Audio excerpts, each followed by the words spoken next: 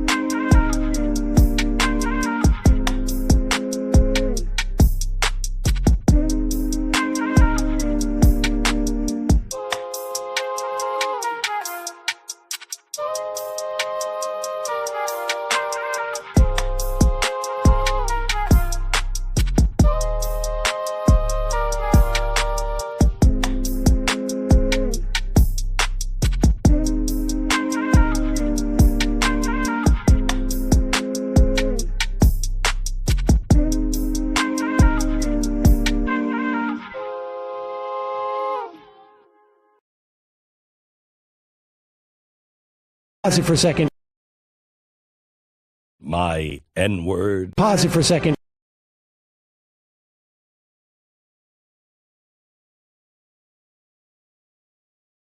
Doing a news show, and that is what happened in the news.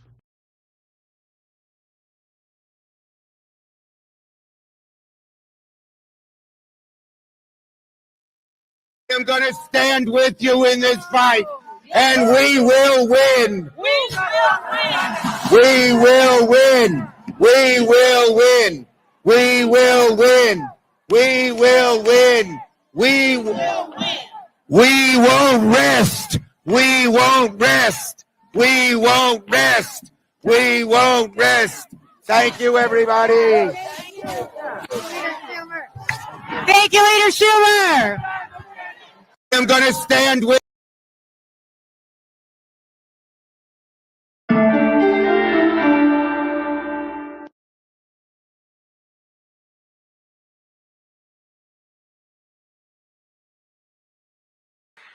Speaking of Greenland, there's a question for you that I want to pose. What is the difference between Greenland and Donald Trump? Greenland is not for sale. Okay, for any Republican Trump administration person out there that want to throw eggs at me as a result of that joke, you can't because they're too expensive.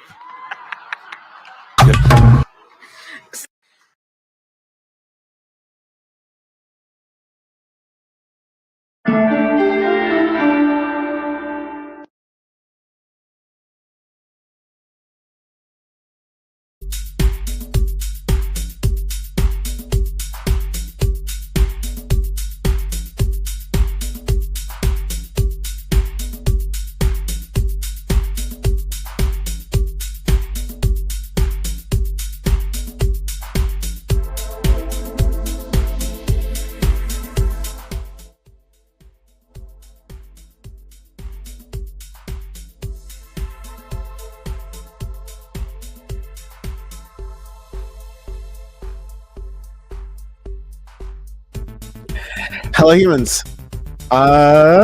This is your power report for this 6th of February 2025. I am Dan from the internet. And you know what? I'm in a mood to what is that, Ben Shapiro? Popping? That's right. Let's get it popping. Bam is gonna be joining with me right now. Ceez will be joining with us in just a moment. Hello, Bama Ramba. What's up? Happy Black History Month. Indeed. Be nice to me. Who is the last black person you gave money to? Last black person I gave money to? Yeah. Kamala Harris. Kamala Harris freed 0 Palestines. Donald Trump has freed at least 3 Palestines by now. So money well spent, dumbass. Anyways, thank you very much for joining. This is going to be a light, tight show. Listen, I'm gonna start off quick and light. Bam, get your pillow ready. No. No, honestly, I think I've been, I know a lot of people are upset by a lot of the news they're consuming. Don't be. I know a lot of people are feeling really distressed by everything that's going on. Hold steady. I know that a lot of people love to, like Bam was doing just now on the screen with his mug, love to sip your tea and spill the tea and see who has spilt the tea, if you will, right? Resist your urges. I need people to understand that this is how revolutions begin. The pain that you're experiencing is weakness leaving the body. I don't want to be that dark, but like kind of, yeah. Like this pain we're experiencing is weakness leaving our body as political people. And we are starting to see, as I will talk about, maybe not even in this show. Oh no, they're coming for me. I'm being too positive. They're coming for me. Watch out. Oh no. But I think we are going to be getting to a point where we're going to start to see what the opposition looks like, and we're going to start to see the proponents, the opponents, if you will, wind down, because Donald Trump can't do this blitzkrieg thing forever. You can only hit the woke button so many times. You can only hit the attack woke button so many times before it starts to actually stop working for you. And so, yeah, we are rapidly getting towards that point. I'm excited to see what it looks like when it gets towards that point. Bam. What's your wish for Black History? I'm kidding. I agree with what you're saying, and I think you're saying. Apologies for my voice. I think that you're saying something similar to what I was thinking. Like, and I'll say maybe. Maybe this Trump administration will be what people need to know exactly what the Republican agenda is. Because obviously right now we see a pause in the tariffs, but they were going to do a number on people. And they were going to be bad for everybody. And we may end up seeing the effects that mass deportation have on society. A lot of the other stuff, attacking trans people and certain things like that, like maybe not enough people are going to care, but when it comes to like what the actual Republican agenda is, which is what Donald Trump embodies more than anything. Maybe this is what people need to see. In the same sense that since it is Black History Month, in the same sense that America and white America needed to see what was going on in the South when it came to like the Martin Luther King protests and the sit-ins and how the police were attacking Black people at that time. A lot of people didn't know. They saw it on TV and it woke some people up. Maybe this Trump administration, this Republican administration will do enough for people to say, okay, they actually really, really don't have my best interests at heart, and hating trans people and immigrants ain't gonna pay my bills or give me my food stamps. Damn it, boy. One can only hope, right? I think, a lot of people saw my warpath for the vitriol and the rhetoric that it was, and you know what? I don't care. I got the YouTube AdSense for it. Whatever. But for people who were paying attention, I think JR gave me the best advice for going through the next couple years, which I really appreciate. Shout out to the No Drama Llama mug for the stuff I'm particularly talking about right now. Also, I'll bring in Ceez here in a moment. Ceez, how you doing, sir? To bring into the discussion, we're just kind of talking about our feelings about week 3 in the Trump administration, and Bama made a really good point about how maybe this will be the moment where people will start to see the error of their ways. The people who were kind of like, rooting on Trump this whole time. And I was just saying that, like, I hope that maybe is the case. But what I have taken as advice from people, like I said, J.R. Jackson, has been show and tell. I'm going to show you what's happening. I'm going to be like, okay, Trump said this when he was campaigning, and he's doing this while he's president. Or Trump said this, in 2016 or during his first term or whatever. And now Elon Musk is doing the whoop-de-whoop. Or here's other people who have worked with Elon. Like, I'm just doing show and tell right now, all right? Because obviously, no matter what I say, I'm going to be perceived as a liberal wherever I go, even though I'm not, right? But if I just do this show and tell thing, and I just go, you see, you look, I'm already seeing people taking the idea that was just obviously out there of printing stickers that have Donald Trump looking up at the sun like he did, and it just says I did that underneath it, and just putting it underneath egg prices and gas prices and all that other different stuff. Like, we're already seeing that happen. I don't know, like, I think this show is if there's one problem with it, only one. It's that we're way too far ahead of time. And that people are only catching up to what I think we've been kind of pointing at. Which is the space of people are eventually gonna wake up and realize this. But I don't know. Maybe people are stupid. Maybe people don't really see what's going on. Ceez, I'm curious what you think about whether or not week 3 is the point in which America realizes that they're tired of winning. What are you hearing out in the streets? Well, the street's been talking. Actually, the street's been quiet. Everybody's hiding right now. But no, I think unfortunately Americans, like in generalization of Americans and not Americans who have common sense about how things go and definitely didn't vote the other way. I think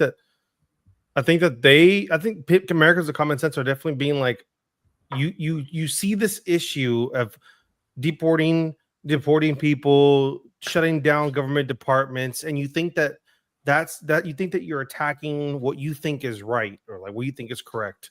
But when you give government way too much control, way too much oversight, way too much action over things, you think they just stop all of a sudden and they go, hey, woo, that was fun. All right, well, now it's all good. No, they don't. They just keep going because especially humans are innately power hungry, and they will keep being thirsty for this power. They will keep pursuing it, and they don't even follow the guidelines that they promised they were going to do, and that's to get elected. For example, I remember when Trump was discussing about we're going to get our troops out, everything. He already 3 weeks later is talking about putting troops for Gaza. I'm like, they don't even follow their own things that they say that they're going to do to get elected. So it's like, I don't think 3 weeks it's what it's gonna take. I feel like it has to be like it has to be like, obviously we're seeing things happen, but it's very early. I think it has to take like something big, another big event. Like maybe if I really hope he doesn't do it. I don't think he will, and I don't want it to happen, and I don't think he will. But if the Gaza thing starts moving forward, then I think people are gonna be like, okay, this is a little much. I don't like, you're talking about building a raging waters over there or whatever. I don't know what you're talking about. I don't want to go to raging waters, Gaza. I'm good, dog. Like, I think that's going to be, because people are already going out there and Six Flags Janine. Yeah, dude. No Six Flags over Janine. No one's going to the power station over there. But look, like I think that'll be like the limit for people. And I think we're already seeing show force and people protesting and demonstrating the opposition to some of the stuff that's passing, but I think that will take it up another notch,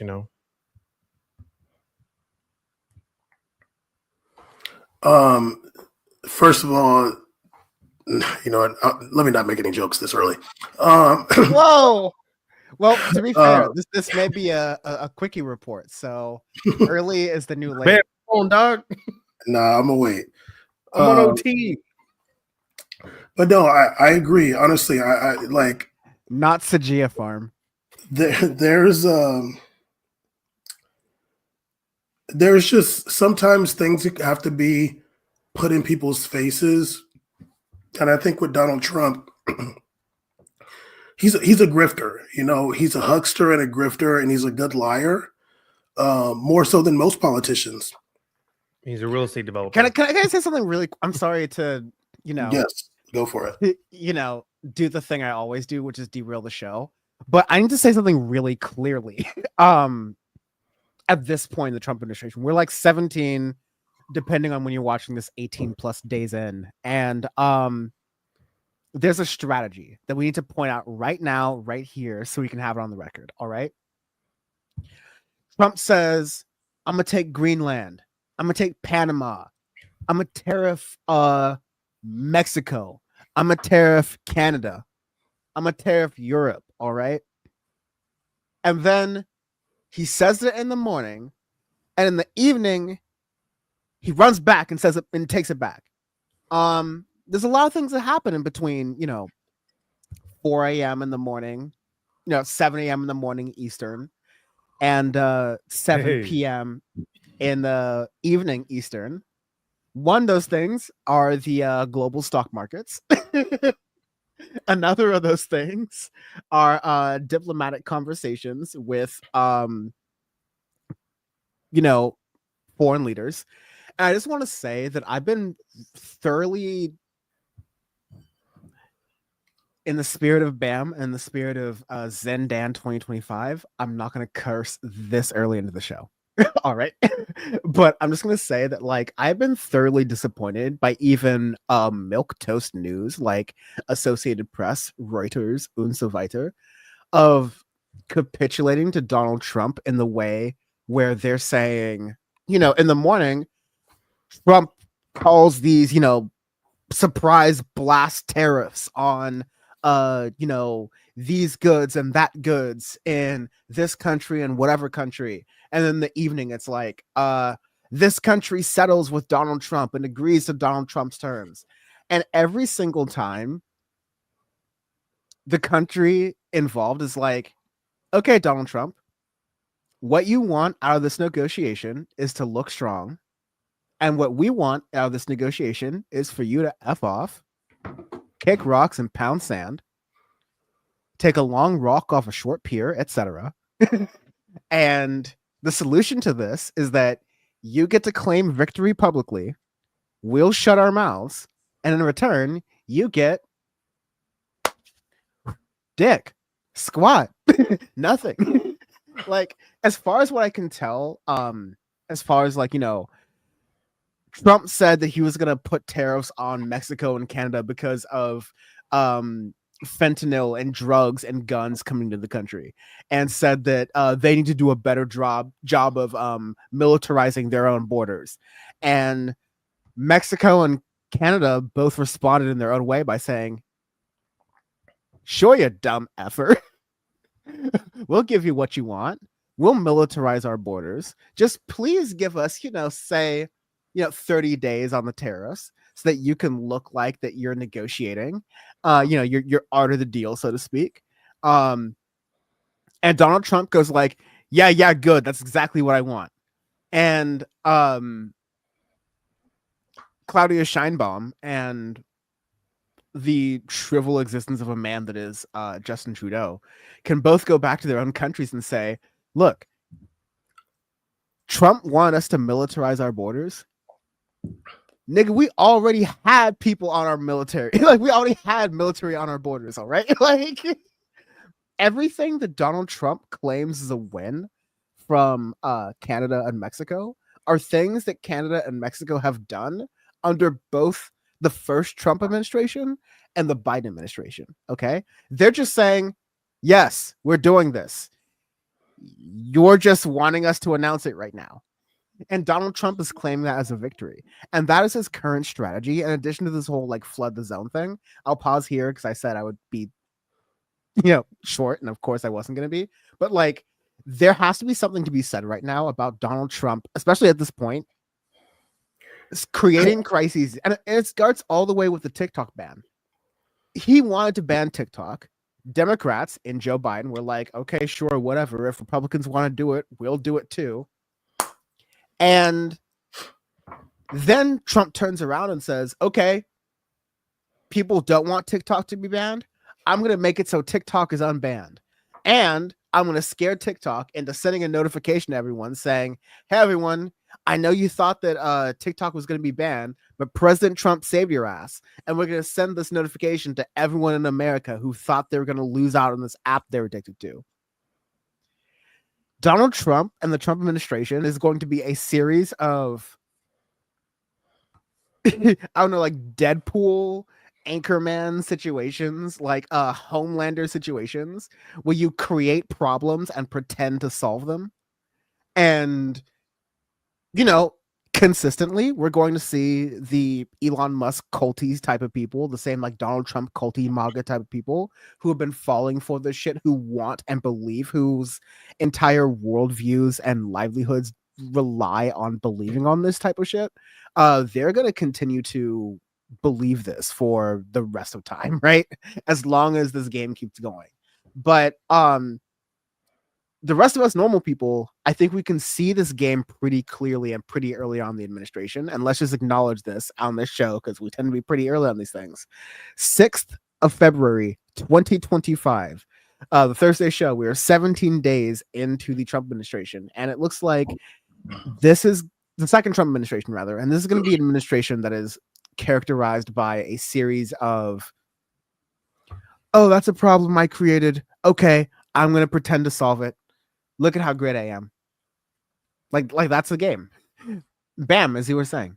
Well, no, that's true. I mean, when you look at the whole Ceez is trying to find like the closest like ceiling fan.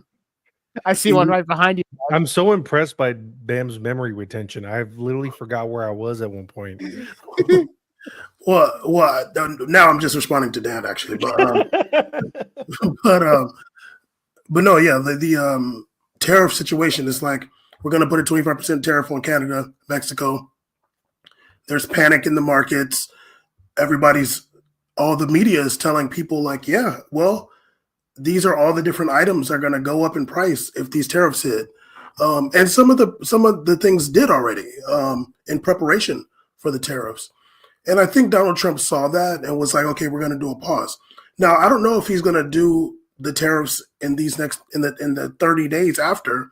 I know Claudia Sheinbaum, the president of Mexico, said that they're going to put the National Guard on the border, like the Mexican National Guard on the border.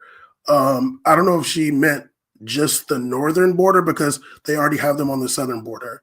No, again, like that's the thing I was kind of alluding to, Bam, in my monologue. I can't believe you weren't paying attention in that 6-minute diatribe. But to further reiterate my point in a 10-minute diatribe right now, not kidding. I'm just repeating it. I'm just repeating it. I heard you. Oh, you're not doing a good job. See, that's what hosting looks like. No, just fucking around. But no, like that's the point. Is that like Claudia Sheinbaum and Justin Trudeau? I don't know if they're like in a group chat together, but they're definitely playing this game of let's just give him what he wants by doing things we're already doing. And then we'll just like head this off the pass and help those fuckers in the middle of those fuckers in the middle of North America, the stupid continent we call North America, solve it out in 2 to 4 years. I really feel like that's what's going on. No, yeah, probably. Because sorry, my last point is that to what you were saying. How do you do what you were saying when he hasn't said anything? How do you subsection C? No, Ceez this Black History Month because I listen to black men. Sorry, Bam I'm an immigrant. My bad. Bam was saying that the Mexican National Guard is already deployed to the southern border. You see, I am listening. All right, and they're also deployed to the northern border.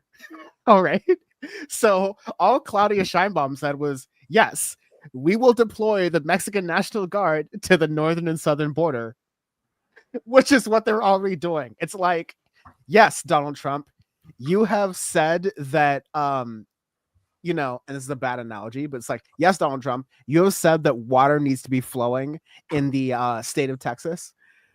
We will make sure that water is flowing in the state of Texas. We have done it. I have turned on a faucet in the state of Texas and water is flowing. I am sitting in a bar in Austin, Texas, and water is flowing. Thank you, Donald Trump. It's like you're just creating your own problems and solutions to make it seem like you're doing shit. And another thing, no, Bam. and this is just the foreign policy. I think what he's doing domestically is a lot more dangerous and more consequential.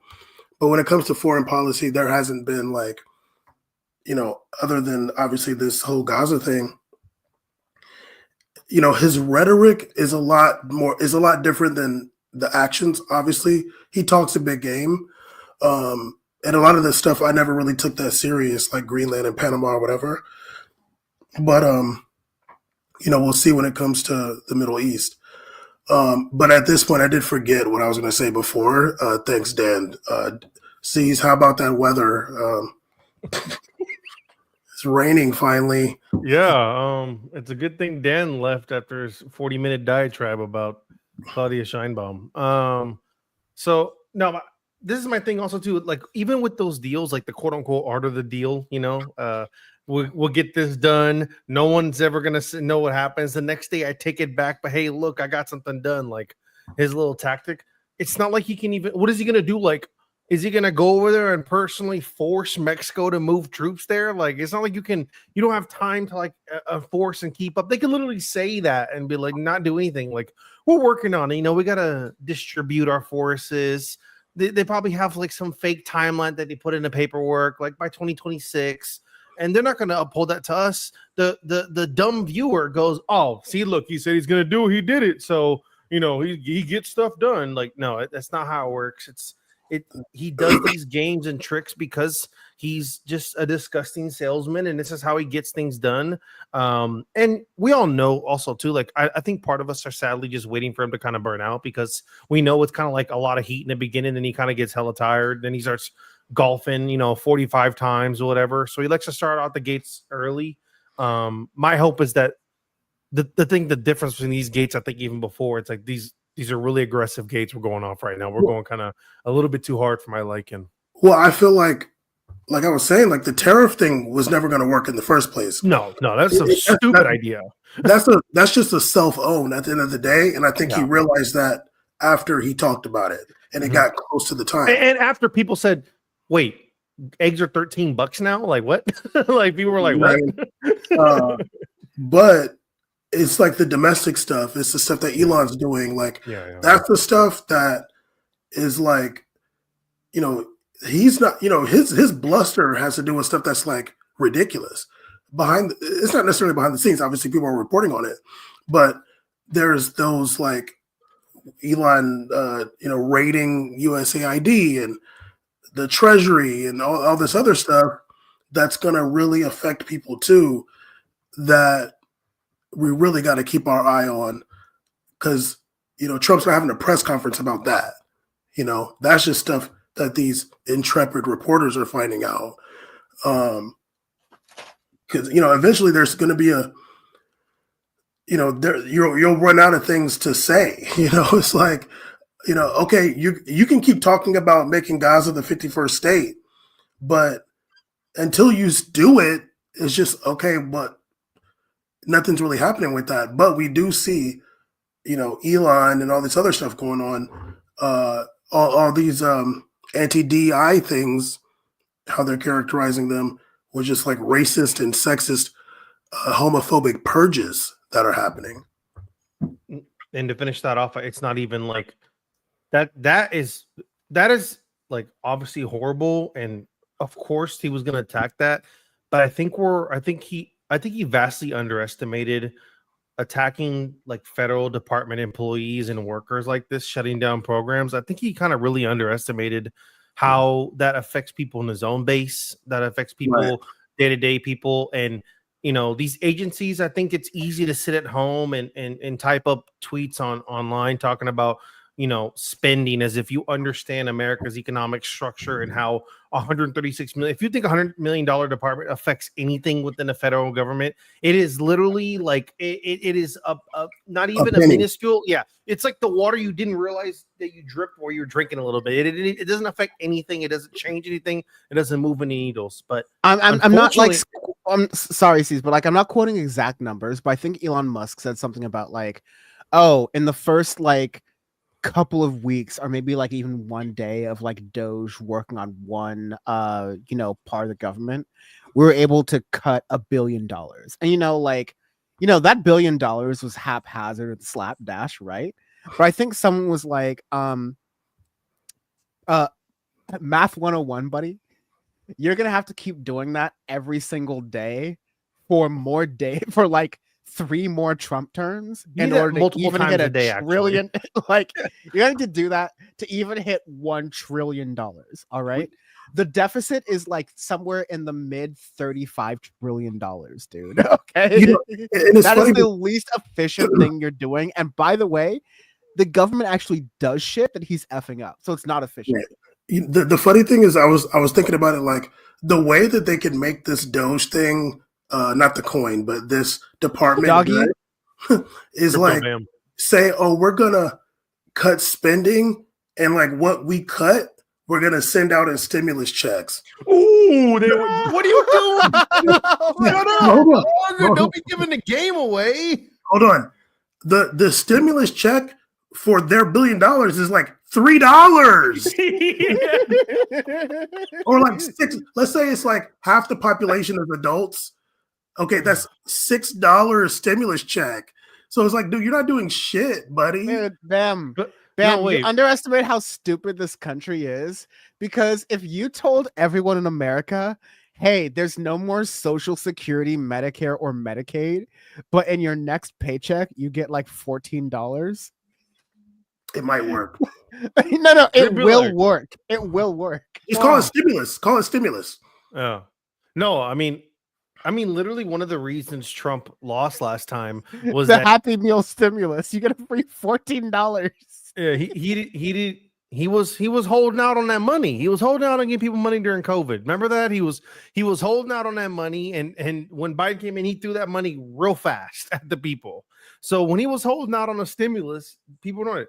It's crazy, Trump. The real strategy, just give us some fucking money, and people will be like, "Hey, this guy's kind of tight." Americans are that. It's that And ridiculous. notice how though. Democrats and Republicans are talking about that Stimmy Turner from the fairly, Odd Parents or whatever, and none of them are like, oh, but we can't do that because that's socialism. No, all these MAGA chuds are like, yo, run me my money.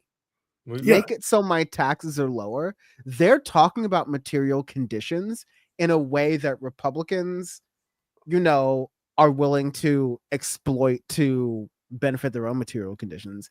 And in a way, the Democrats are like, we're going to make a tuna sandwich go viral on TikTok. Well, there's no Republican, including Trump, talking about any kind of stimulus check or anything. It's not going to happen. Because they're not. Oh no, the upcoming Trump tax cuts, which were passed in 2017, which were a benefit to the rich, which are set to expire this year. The rumblings of what's going to happen are basically going to be a tax giveaway to, a slight tax giveaway to people making more than $300,000 a year, and for people making more than $1 million a year, it's going to be a massive tax giveaway. If you're making anything less than that, like fucking everybody listen to the show, you're going to be paying more in taxes under your boy. So I did that. Are you winning yet? Yeah, it's that stimulus talk. I think people forget that we were in the depths of COVID at that time. Literally, people think that he just gave the money away because he loved us. Really He was did that fucking thing. with us heavy, right? But yeah, the stock market went like pull the plug on grandma down. Like, literally. Yeah. Since Trump's been here, we're broker than ever. We're losing jobs. There are these like vertical bars on the screen of Power Report, like on the sides that are like bright red. Like I want you to imagine the stock market is like one of the bars on the right side next to Ceez, like literally like completely straight downwards. Right. And that was like the economy in March. It was just straight down. March and Donald Trump was like literally, I'll never forget this as someone who like gave up on economics literally on this day. When Donald Trump did an interview with The Economist and he said that he basically invented Keynesian economics from the 1930s, and he's like, yeah, it's called priming the pump. That's what we do. It's priming the pump. You boost the economy by stimulating the economy by giving people money.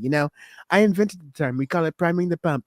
And that's what had to be done. And it's not like Donald Trump was a genius. Every major economy was like, okay, we're shutting everything down. We have to give people money so that the economy still moves, sort of. No. We got to give people money so they don't riot and don't go destroy everything in the street. Like, so they don't just go. Especially because 2 months later was George Floyd. But like, all these are different things. If people don't have money and they have to eat, the grocery store is a lick. Like easy. It's right there. Yeah. It's right there. Like there's windows. Like no security. It was a guy with a and glass. Front. Right. You 300 people in your neighborhood who are also hungry and some glass. And the security guard who is also hungry. Market, the Caesar's Market. I'm gonna put my name on there. And let's be honest, that damn near happened over the toilet paper. Yes, it did. When people saw them aisles was bare, and they're like, "Oh, hold up." It was getting. But going back, it's like people think about the stimulus, and really, it's okay.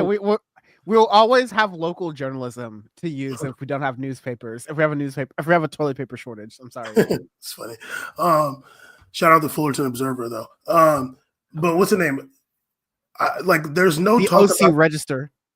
There's no talk about that this time.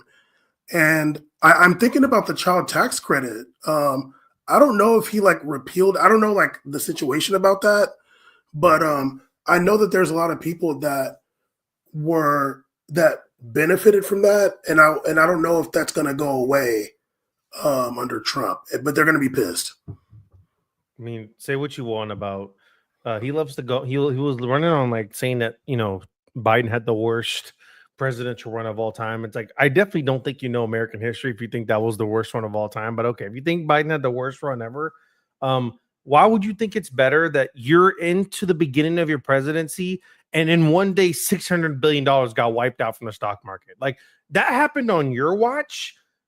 Bucko, if Biden was sitting there, you'd be ripping him a new one about how trash it is, and this would never happen in my administration. And it's your look what's going on. You're shutting down departments. People are losing jobs.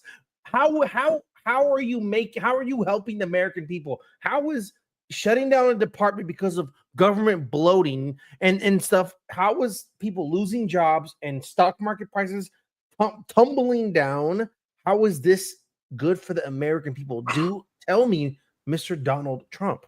Because trans people can't play sports. That's why. Good. Those 10 people, those 9 individuals playing sports, I guess, in the other genders dominated field. It's really, oh God, we got to keep those middle school, high school QB records. We got to preserve those with all our might, don't we? Ceez, was Andrew Jackson that bad though? Like it was just a couple of Indians. It was just a couple. Come on. Yeah. Come on, dude. Come on. Here and there. Yeah, maybe I'm being a little bit too hard on Jackson. My bad. He's on the 24 reason. Yeah, right? I mean, Jackson was, he definitely would not like this month nor this panel, but hey, he wasn't that bad, dude. It's not like he got accused of touching kids like another Jackson. No. Of course. A lot of Jacksons on that one. Night Sachi, thank you for producing. We're gonna get into this rundown pretty quickly. So yeah, like kind of we were talking about, and Ceez, you were bringing this up. USAID cut. Doge and these like fucking 20-year-olds literally plugging in hard drives into government computers. The Republican private email server caucus is real quiet these days. With Elon Musk installing a private email server in the office of the government that manages all of these systems. Like, I don't know, as someone who has popped off about Elon Musk in the past, given the fact that I'm a user of services in America and my information is already out there for some data broker to get anyways, what happens when I file my taxes this year? Do my taxes come back to me? Do I have to sign into X to get my taxes? Oh, dude, if they have free tax reporting on X.com, I'm so fucking done, dude. I'm so done. Let me remind you. If that's on the government site. Now I can't even trust the government free tax site. It's probably gonna have X.com on there now. No. So let me be clear. Elon Musk took away Free File, which was the system that the IRS was developing because people were complaining about TurboTax. They were like, hey, TurboTax is advertising that you can file your taxes for free. And it's like, hey, what the fuck? In every other country, you can file your taxes for free because in every other country, including even the backward-ass United States, the government knows how much you owe in taxes anyways. And so doing their job for them. Right? And oftentimes a lot of Americans are paying other people to do the government's job for them. So it's like triple arbitrage, right? But Elon Musk's supposed Department of Government Efficiency got rid of the system that made it so you could file for free directly with the IRS online. And you could argue about how long it took for the US government to get the system up in the first place. Like, I mean, if Al Gore invented the bitch, like, how come it's taken this long to get taxes on the internet? Like, I'm being half sarcastic, but damn. But still, like, to take that away, only for companies like TurboTax to benefit from that, is insane. The last thing I will point out is that one of the main reasons we live in hell is because of the first .com bust, and PayPal and Peter Thiel, who sold off PayPal during the .com bust, and Elon Musk, who had an online payments company on the internet called X.com back then. Actually, PayPal acquired X because Elon Musk's X, if my recollection is correct, had leaked hundreds of thousands of people's bank account information onto the dial-up AOL Netscape ass internet. And he was like, congratulations, Elon, you're a genius. You're the first person to leak hundreds of thousands of people's bank account information on the World Wide Web. All right. And PayPal was like, okay, well, you have money on the internet. Cool. I guess that works. We'll buy you. Yeah. And that's how Elon Musk and Peter Thiel and a lot of these other hags made their money. And that's how they were able to build and continue to grow their money to this day. And now Elon Musk has so much money. He literally has, I mean, he was already getting to the point where he was starting to accumulate more money than several countries. But now he actually has control of he literally has control of the US Treasury. I'm not exaggerating. That's insane. We live in hell. And another thing, no. Go ahead, Caesar. I got nothing. Go ahead. Oh yeah, it's I don't know. It's like hard to know what it was hard to know what to expect, what his role was going to be, or what he was going to do once Trump was elected. Like, was he just going to be like, oh, nice, I got my guy elected, I'm just going to go back to doing whatever I was doing? But I feel like, although my conspiracy, I don't know if I said it on here before, but my conspiracy theory is that Elon is a Chinese plant. He is there to make sure the agenda of China doesn't get too messed up, because most of his money is tied up in China. That's a fact. Without China, he's like another guy, kind of. He does very well from these tariffs, actually. So that's my conspiracy theory. But he's not playing around. Like, he is like taking advantage of the situation seemingly as long as he can. Like, maybe at some point the courts or something gets him. I mean, I guess I saw the headline, the Trump administration did something about him, and the Treasury. I saw the headline, I didn't click it, but there was some like breaking news last night or the night before that whatever he wanted to do with the Treasury wasn't going to go ahead. I think Dad's going to look it up right now. But I when you have somebody you say a wealthy oligarch, is the wealthiest oligarch, but he's not like independently wealthy. You know what I mean? Like, he's not independently wealthy like that. I just feel like he's still controlled in a sense. You know what I mean? Like, how independently wealthy is Tim Cook when he needs China for iPhones? Like, you need them. And Elon needs China and America for China for Tesla or whatever, and America for like these contracts. you're still getting your strings pulled a little bit, in my opinion. No, and I think you make a good point. I don't think your conspiracy theory is that far off either, because as we've seen in history and other countries, especially when people are when they're super billionaires, right? When they're a super billionaire, and there's all of them are majority of them are pretty much here, but for someone like Elon, who's I think what they say like almost 150 more billion is about to enter his account or something soon through Tesla. What's the only way that this money can be affected or taken away from you is if the government implements something that blocks or affects your way of commerce through China, right? Because there's money through China. So how do you prevent this? You move up the ladder in the government, you yap a lot, you take over departments, you shut down. I saw that the FBI was ordered to release reports of agents who were investigating Jan 6. Even stuff having to do with Tesla. Yeah, with Tesla. Different things with Tesla. Yeah, they were and Starlink too was getting investigated. Yes, run the reports of agents that were part of these leads on cases.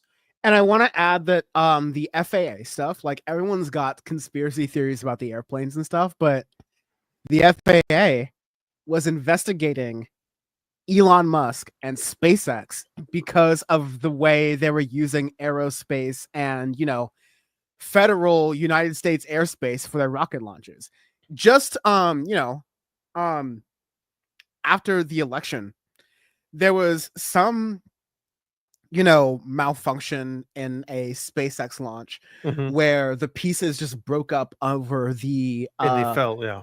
The Gulf of America. Let's be clear, the Gulf of America. And a bunch of flights across the West Indies, or South Puerto Rico, like a bunch of flights had to be diverted. Pull out the globe, Bam. Let's show them where South Puerto Rico is. But a bunch of flights had to be diverted because freaking space debris was falling down from Elon Musk's failed rocket projects. And you know what? Like, again, this used to be NASA. We used to just spend the same amount of money that Elon Musk is getting to do these things from NASA. Literally, they didn't save us money at all. Yeah, that's what BAM says from the government contracts, except that instead, and again, like, this is where not to be a tanky, not to be one of those BAM people, because we'll get to Palestine in a moment, I'm sure. All right. But like, what was Elon Musk during the Obama administration and during the first Trump administration, during the Biden administration, when NASA had been defunded by Republicans? And instead of Democrats going, we're going to refund NASA because it's, for whatever reason, whether it's, the altruistic reason of humans, advancing knowledge, or just the purely capitalistic reason of mining rare earth, or, in that case, non-earth minerals in space for whatever technologies you need, right? Like, instead of doing that, Obama and successive Democratic and Republican administrations were like, no, let's privatize these things and give these contracts to space billionaires like Richard Branson with Virgin Galactic, or Jeff Bezos with Blue Origin, or Elon Musk with SpaceX, and all these other different space companies and conglomerates. This is what happens when you privatize the government. Like, there's no reason NASA can't do this. You want to know what happens? You want to know why NASA doesn't launch missions anymore? Because NASA has to contract through SpaceX to do these things. So if NASA has to depend on Elon Musk during the Obama administration to send things into space, then Elon Musk has already had a bite of this power for a long time. All right. And Democrats allowed him to have this. This is kind of the point I want to make, which is like, not to do a false equivalency thing, but to be like, the Democrats that have been in power before did not prevent us from getting to this point. They enabled this. They gave him the stepping stone. They gave the cat just a little bit of a taste of the treats to be able to be like, oh, I know there's a whole bag I can actually get of these treats, and I'm going to now go for it. And now this is Elon Musk, the cat who's discovered the treat factory. Yeah. I do think NASA does have still has like stuff going on, because I'm pretty sure they're like have some mission to like one of the moons of Jupiter right now. Oh, that they have terrestrial things going on, and there are like a few things here or there, but NASA had a whole space shuttle program, and we know how that ended. Well, of course. But, and the thing is too, like I think when you start having like more populist kind of politics, it's an easy Republican talking point to say, why are we sending NASA rockets? Why are we spending billions on the space program when you people are starving? Like that's Republicans blew the budget. I'm sorry, but like in the 2000s, Republicans blew the budget on the military, and then they turned around and said, "Why are we spending all this money on space? This is bad. Like the government should not be blowing all of our money on going to space when we have to spend all this money on tracking down weapons of mass destruction," right? Like, and then like this is a continuous pattern of Republicans, quote unquote, solving problems that they created.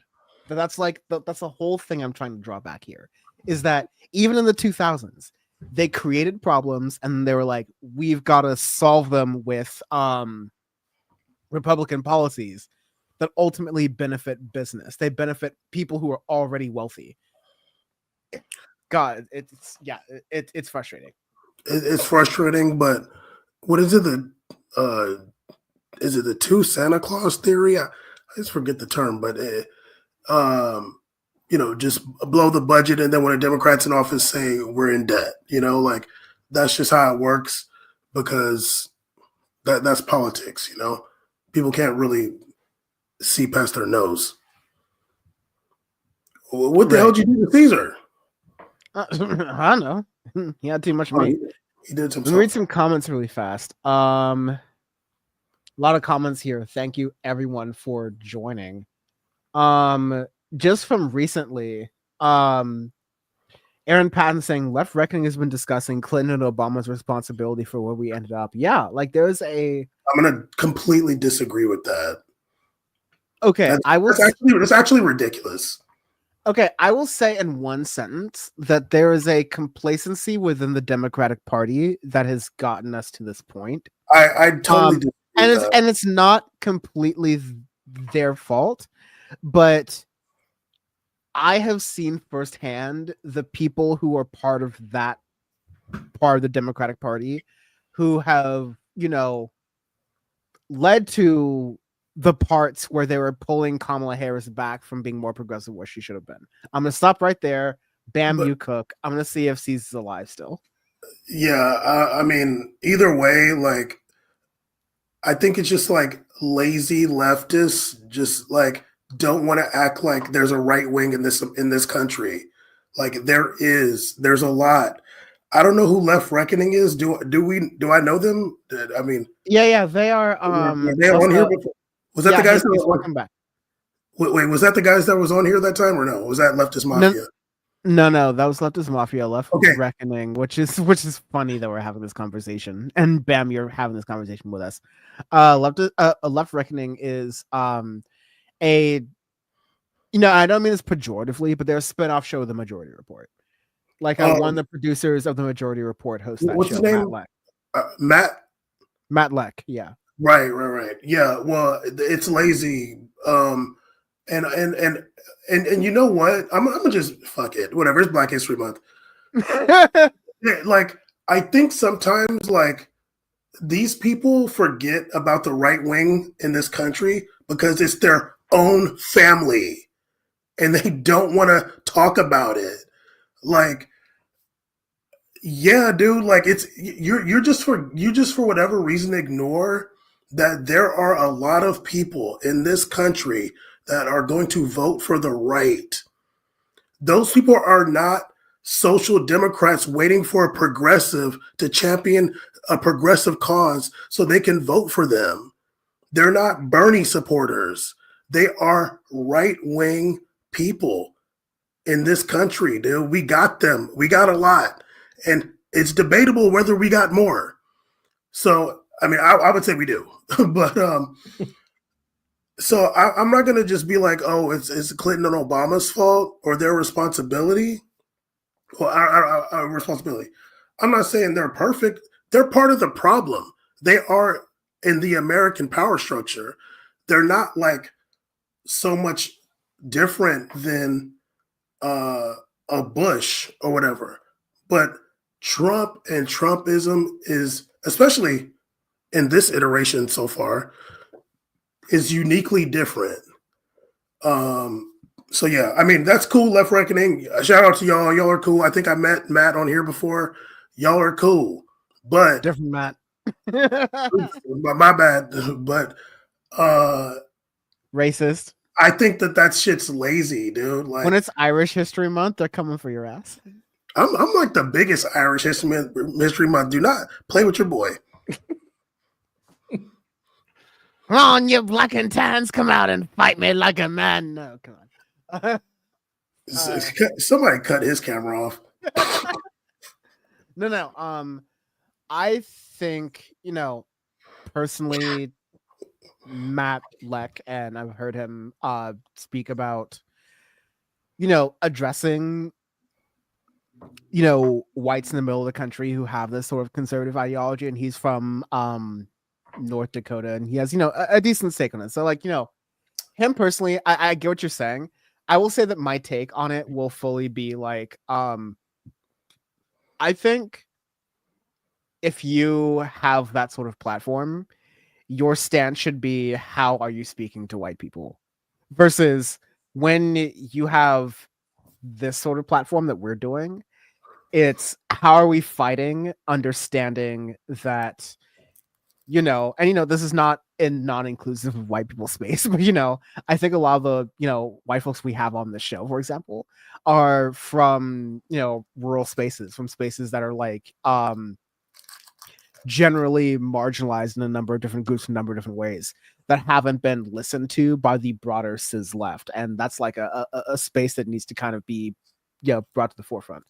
Let me just say this really fast. I don't trust white leftists that don't talk about whiteness. If you're not getting up there and talking about whiteness, you're Ryan Grimm. Ryan Grimm, I'm not gonna get into any of this. It's Black History Month. I'm not gonna get into Black History Month. Dan's gonna protect Whitey this month. Let's just relax.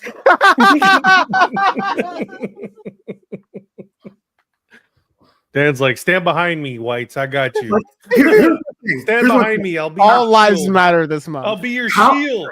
How can these same people have such a good understanding of what Israel is and don't have that same don't bring that same thing to America?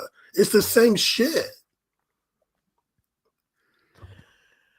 I mean, who the problem is. You know who the problem is there.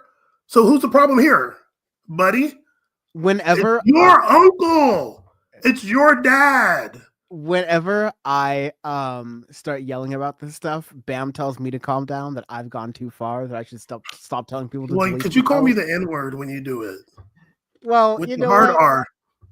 Well, you know what? Allegedly. And you told me to K myself with the hard K. Well, what's a hard K? I want to know. I've told a lot of I've told a lot of people to do that, and quite frankly, 9 out of 10 of those people should have done that. I was hoping you said 9 out of 10 people did it. I'd be like, ooh, freedom fighter. Imagine. Anna Kasparian. Next up, please. So we are get a therapist. Get a therapist, you stupid cunt. Anyways, so what I was gonna talk about was actually the way that Elon Musk needs to. What I was actually. It's Straya, mate. So, anyways, let's just Move on to how badly that Elon Musk has been messing up the government. You know, Ceez, do you have anything to say? Sorry, we've been talking a lot. I don't want to. My voice has Caesar, been Caesar. suppressed by the government. Caesar, who's the problem in Brazil? And not just I'm not even being funny. Happy Black History Month. No, I'm not even being funny. Brazil has the most black people outside of Africa. I'm not even being funny. Not just their race. You mean even Senegal? Stupid. Dan's taking Black History Month too far. Who's the problem? In terms of what? Why do they still got favelas, and how come they don't have shoes with laces? How Hey, come? hey! You get favelas. Don't talk. How come there's homes on stilts? That was Dan that did that. Okay, no, I thought it was my doorbell. I was about to be ready. No, number one is the rich. The rich are a major issue. I'm glad you said them first. Now, what do they generally look like? They are Anglo-Saxon. They are white people. The biggest issue in Brazil, which I feel like everybody knows if they don't know, is that at one point, people that were perceived as poor were just doing a little bit better. They were doing a little bit better. Things were going a little bit better. People were making a little bit more money. Programs are available. There was funding, and rich white people didn't like to see black people doing so good in Brazil. They didn't like it. They didn't like that they couldn't demolish the forest more. They couldn't destroy indigenous populations. Reminds me of South America. Sorry, it was South Africa. Stupid. Well, great, because that is South America. in this case, and they took control of controlling media narratives, controlling spaces like WhatsApp and online media spaces to control the narrative, and spun Brazilians into thinking that the big issue was government overspending, and that's why Brazil is broke now. That wasn't the issue. And now Brazil is running into consistent issues, and they're trying to dig themselves out of debt. Luckily, Brazil does have a leftist president, but with the cycles that go on in South America, who knows for how long, who knows what's next, and who knows what's going to continue going on. But yeah, that was who mainly caused the issues in Brazil. Whitey. Yeah. Thank you. Whitey did. So, and that's why I'm here. Basically, that's why you're the lightest complexion in Black History Month. So, hey man, what the hell? Colorism this month too? Getting lighter, might I say? It's the Flash. It's a bright light. I swear. That bar of bleach. It's because I'm playing too much Valorant. That's why I'm not rubbing bar bleach. That's crazy. You would see spotting all over my face. Yeah, they got that good shit. I'd look like Gift Orban. That's not me, dog. You better watch out, Ceez them taros. I'd look like Vibes Cartel. Everybody see Vibes Cartel, the Grammys? That's a different vibe. That's a different vibes than 10 years ago. I didn't say that though, Vibes. I'm sorry. Proper nice guy. Your skin bleach about to get hit with them taros, Ceez. A Chinese skin bleach. Yeah. Gotta get that cheaper shit. I'm gonna start rocking diapers and no laces like Bam thinks my people do. Seen the pictures. Randomly. Okay, so no, those hand gestures are allowed now, Aaron. They're allowed. You're allowed to hand gesture now. Well, it's true. So yeah, Elon Musk has control of the treasury. Like Elon Musk and 6 people, hate to say it, but we're washed, y'all. 6 people younger than us have control of our social security numbers as we speak. Yeah, some dudes with a NordVPN are in there just getting to town on their ROG laptops. Throwing them on 8chan. Yeah, 8chan. Promo code VotralMax for a free $20 on GoBets. Yeah, they're just Discord screen sharing what's happening now, having a good time over there at the Capitol office. All you need is like one NYU Tisch sophomore, and like we can destroy Doge. Okay, This is what I saw. The Trump administration agrees to restrict Doge access to Treasury Department payment systems. That was yesterday, right? Hmm. Where's Anonymous at? Are they just busy or something? Are they not doing nothing? What happened to They're Aren't probably those guys Trump supposed to be supporters saviors? now. They're probably Isn't banging Anonymous supposed to be pulling up They're with busy fucking, freeing Palestine. they're supposed to be pulling up with their goddamn photo bucket edits like, hey, we're here to stop this. Like, where y'all at? They're probably MAGA now. It took some damn college dropout to go do something about it, Luigi. Dude, That's the only person Caesar, working. I hate you for dropping photo bucket jokes. This motherfucker's So editing mean. shit on Windows Media Player, dropping videos on Twitter in 360p. Where those losers at? Get to work, dog. They got our fucking treasury. Real player net bangers. How come Trump didn't be like, oh, by the way, I found out who Anonymous was? I'm like, damn, we lost. It's over. They got Anonymous. It's over. They're all in Bitcoin now. Yeah, they're all pushing Enron coin. Is that what's going on, dude? They're all busting on Enron. God damn it. Okay, so I mean, let's just be clear. Like, I think one thing I wanted to make a point of was like this should be a survival guide for the administration.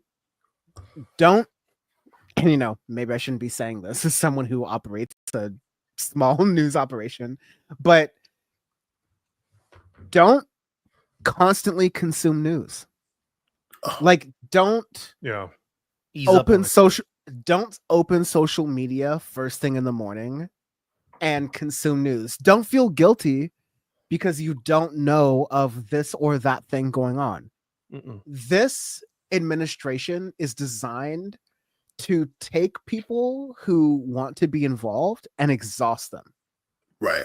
Because the second layer of people who understand that exhaustion is the point are going to be the people willing to fight.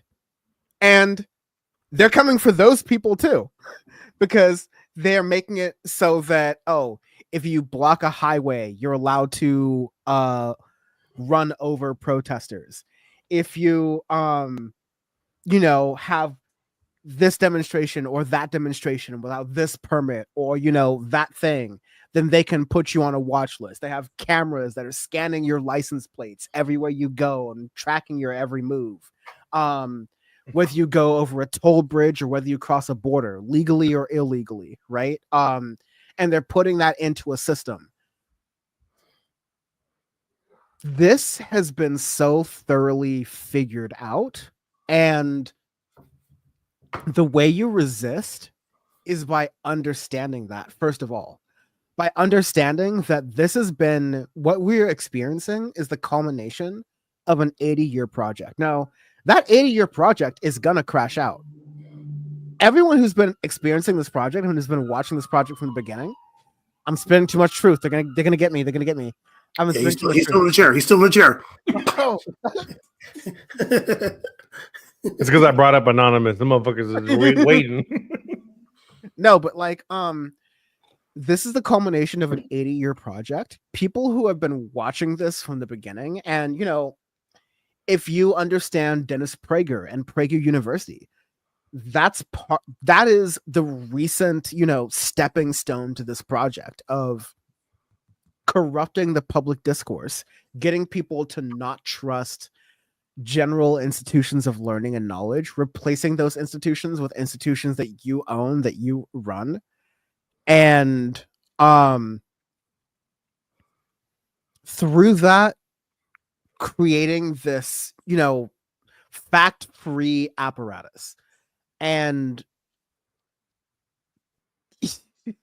Dan,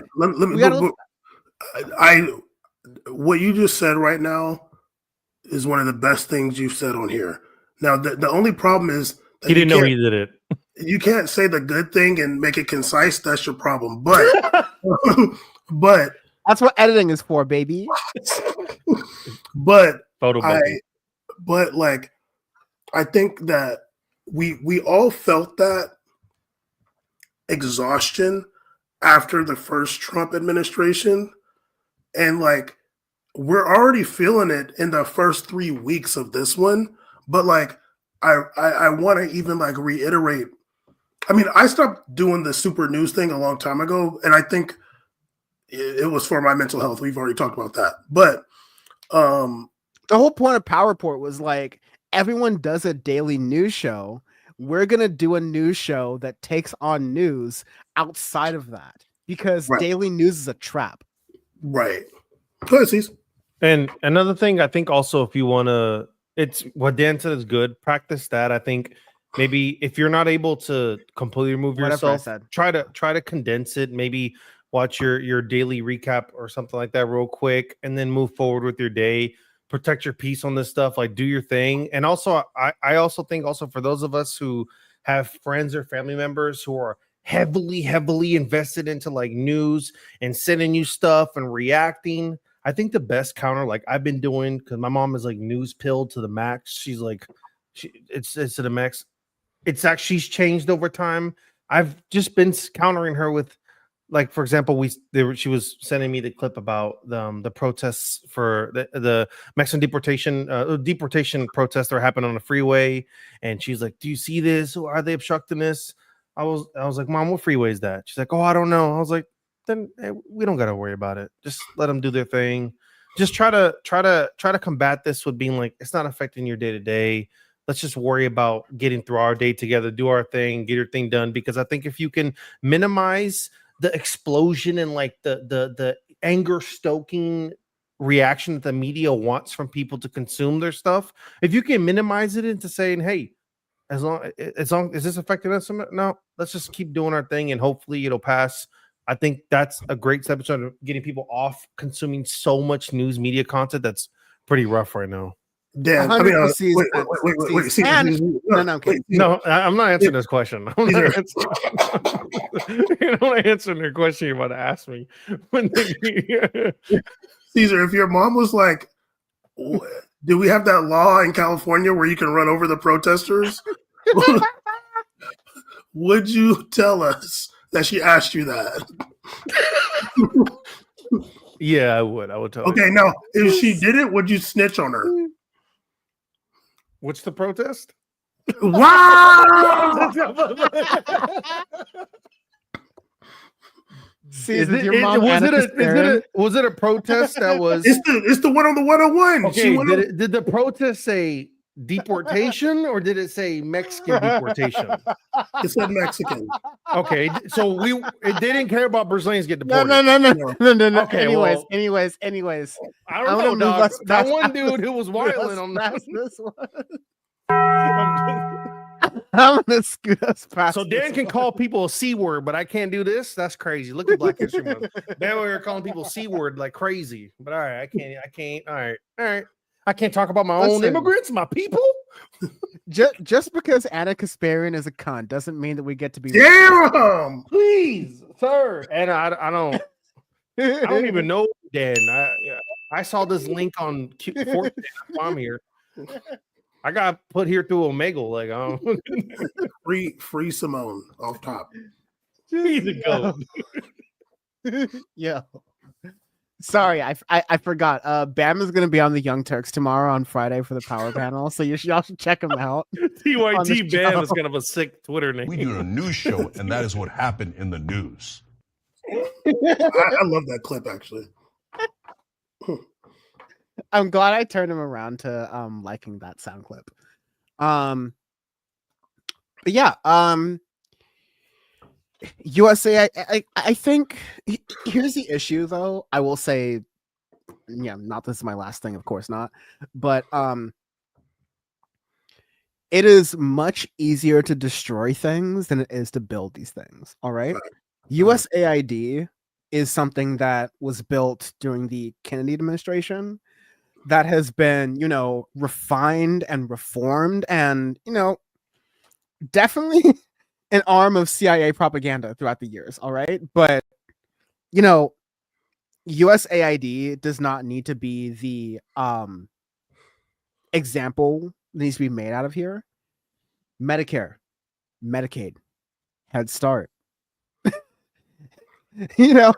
Maybe someone from the CIA, maybe some CIA agent had a kid who benefited from Head Start or whatever, right? All right. But we should not be able to say that some random billionaire, just in the same way that liberals have been consistently for 30 years have been like, hey, just because Bill Gates are rich, and just because Melinda Gates married and divorced him, and they pretend to be married allegedly, doesn't mean that they get to decide how toilets work in Africa or how education works in South Asia, right? Like we're not going to give this like massively rich foundation, these massively rich like tech family, this ability to have this much, you know, power and policy influence in all these places under the guise of altruism.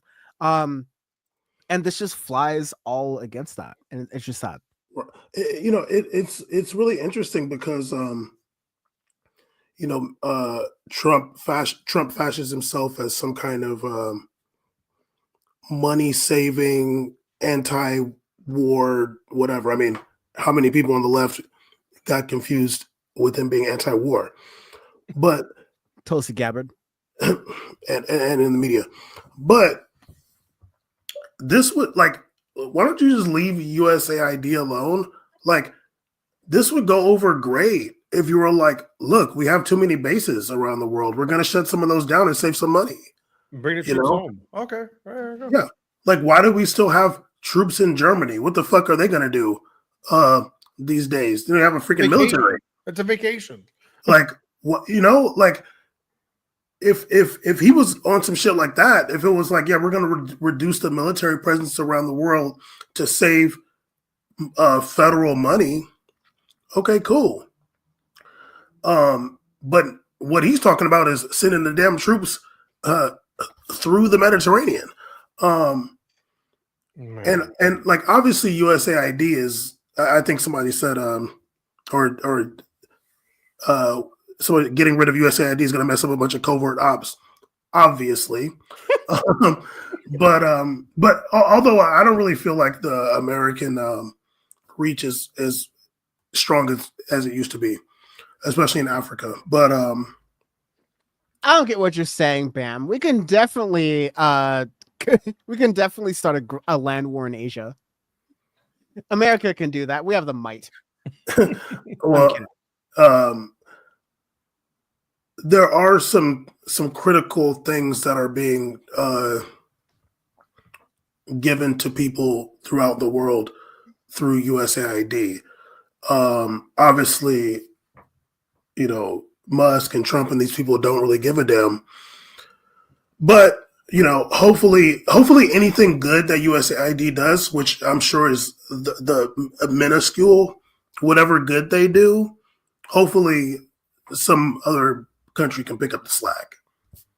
While we are talking about foreign policy, I wanted to get to Bam and I being proven wrong thrice again, because this is the third time in barely 3 weeks that Donald Trump has freed Palestine. This is Benjamin Netanyahu and Donald Trump speaking at the White House. Benjamin Netanyahu, I believe, is an internationally wanted criminal that has a warrant for his arrest anytime he, you know, steps outside of his country and into a country that supposedly abides by international laws that apparently only apply to Slavics and Africans. Slavs and Africans. There's a few other countries that don't recognize the ICC, but yeah, he's fine coming here. Slavs, Africans, and the good old US of A. Any other third world countries I missed? Yeah, no, I think it's just Africans and one Serbian. Soon to be Argentina. I've got some exes that hate me for that joke. Anyways, it's okay. They're Balkan. They'll figure it out. They'll find something else to hate. Anyways, here's the Netanyahu meeting. Romantic. Oh yeah, you got the fire here. Should I get the Vance Romance music ready? Look, I love my wife so much. I love her because she's not gonna do the whole thing, but he's almost touching too. Okay, sure. Might lean over right now. Listen, Donald Trump is a very he's look at the bust to his side. That's a busty bust over there to his right over there. You see that? Who the hell is that? Is that the freaking Martian Manhunter? That is horrifying. What the fuck is that statue? It's horrifying.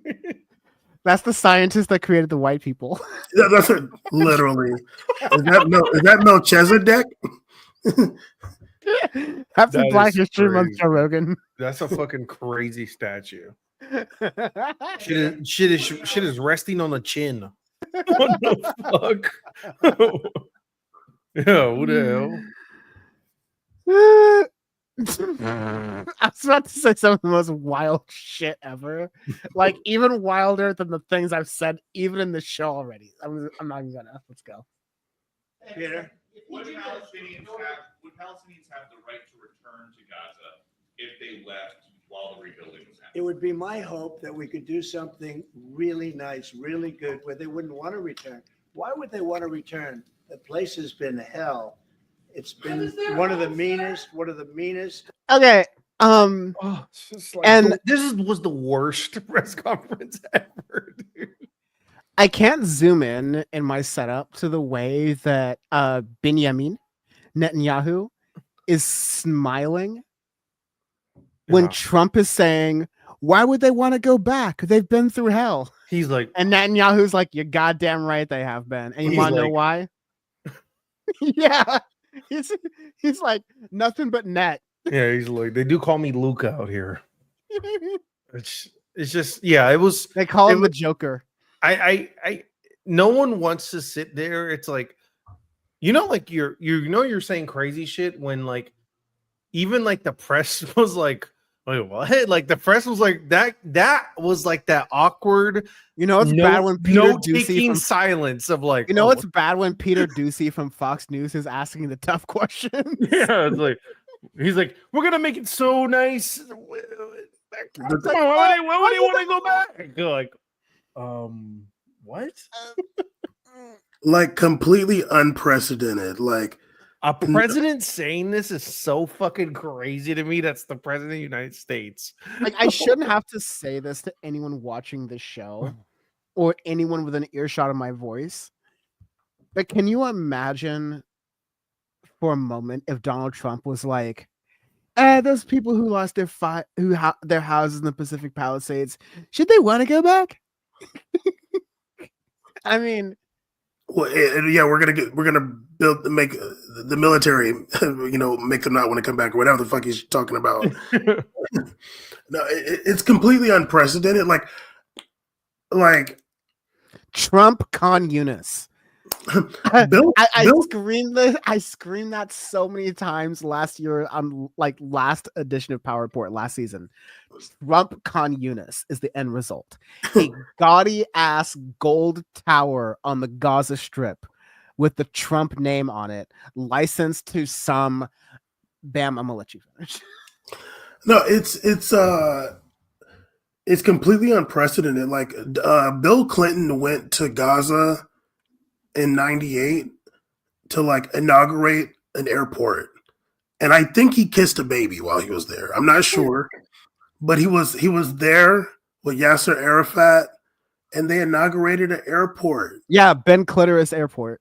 And then, and you know who was and Netanyahu was prime minister then too in '98, and he's not still, but he's also prime minister now.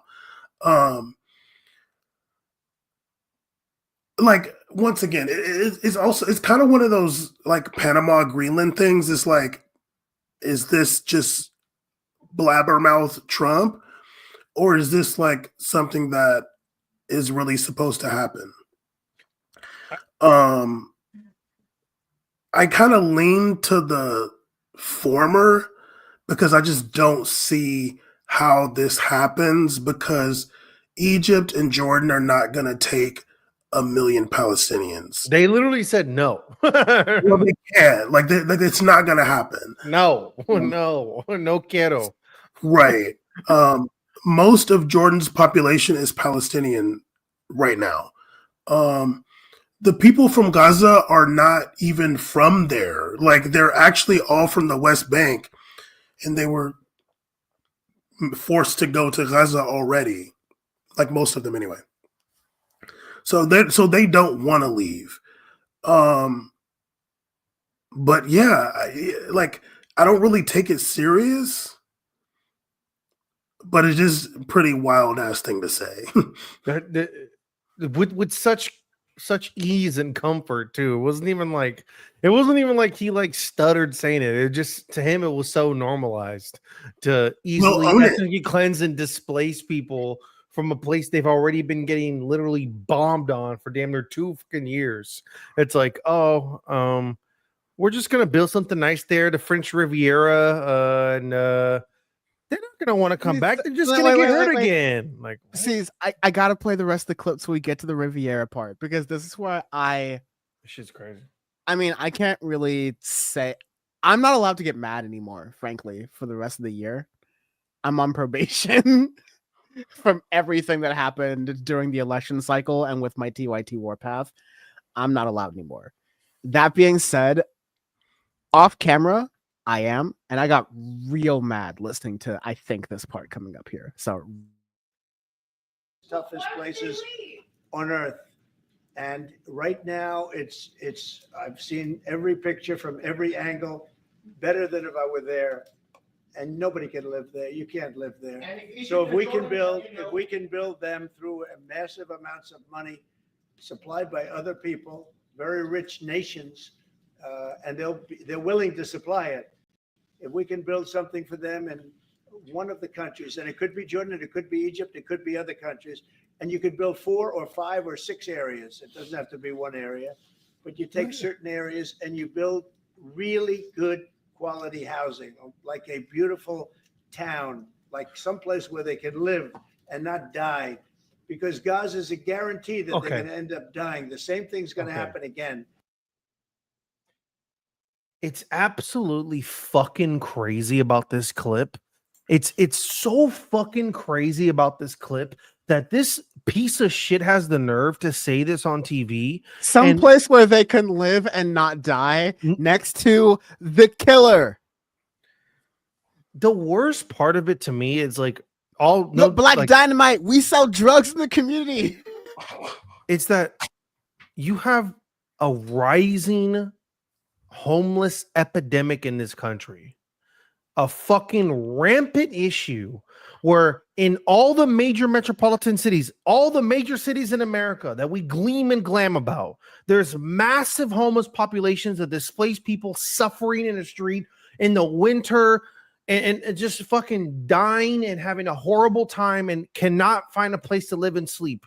And you have the nerve to insert yourself and say you're going to build beautiful places, 5 or 6 areas like it's fucking District 9, where people can live in these beautiful areas. You got some nerve because you didn't even fix your own issues in this country first. Here, you didn't even say you were going to do that here. How about you fix that here first? I'm going to build 5 or 6 places in fucking Arkansas or whatever the hell you want to say. Say something here first, okay?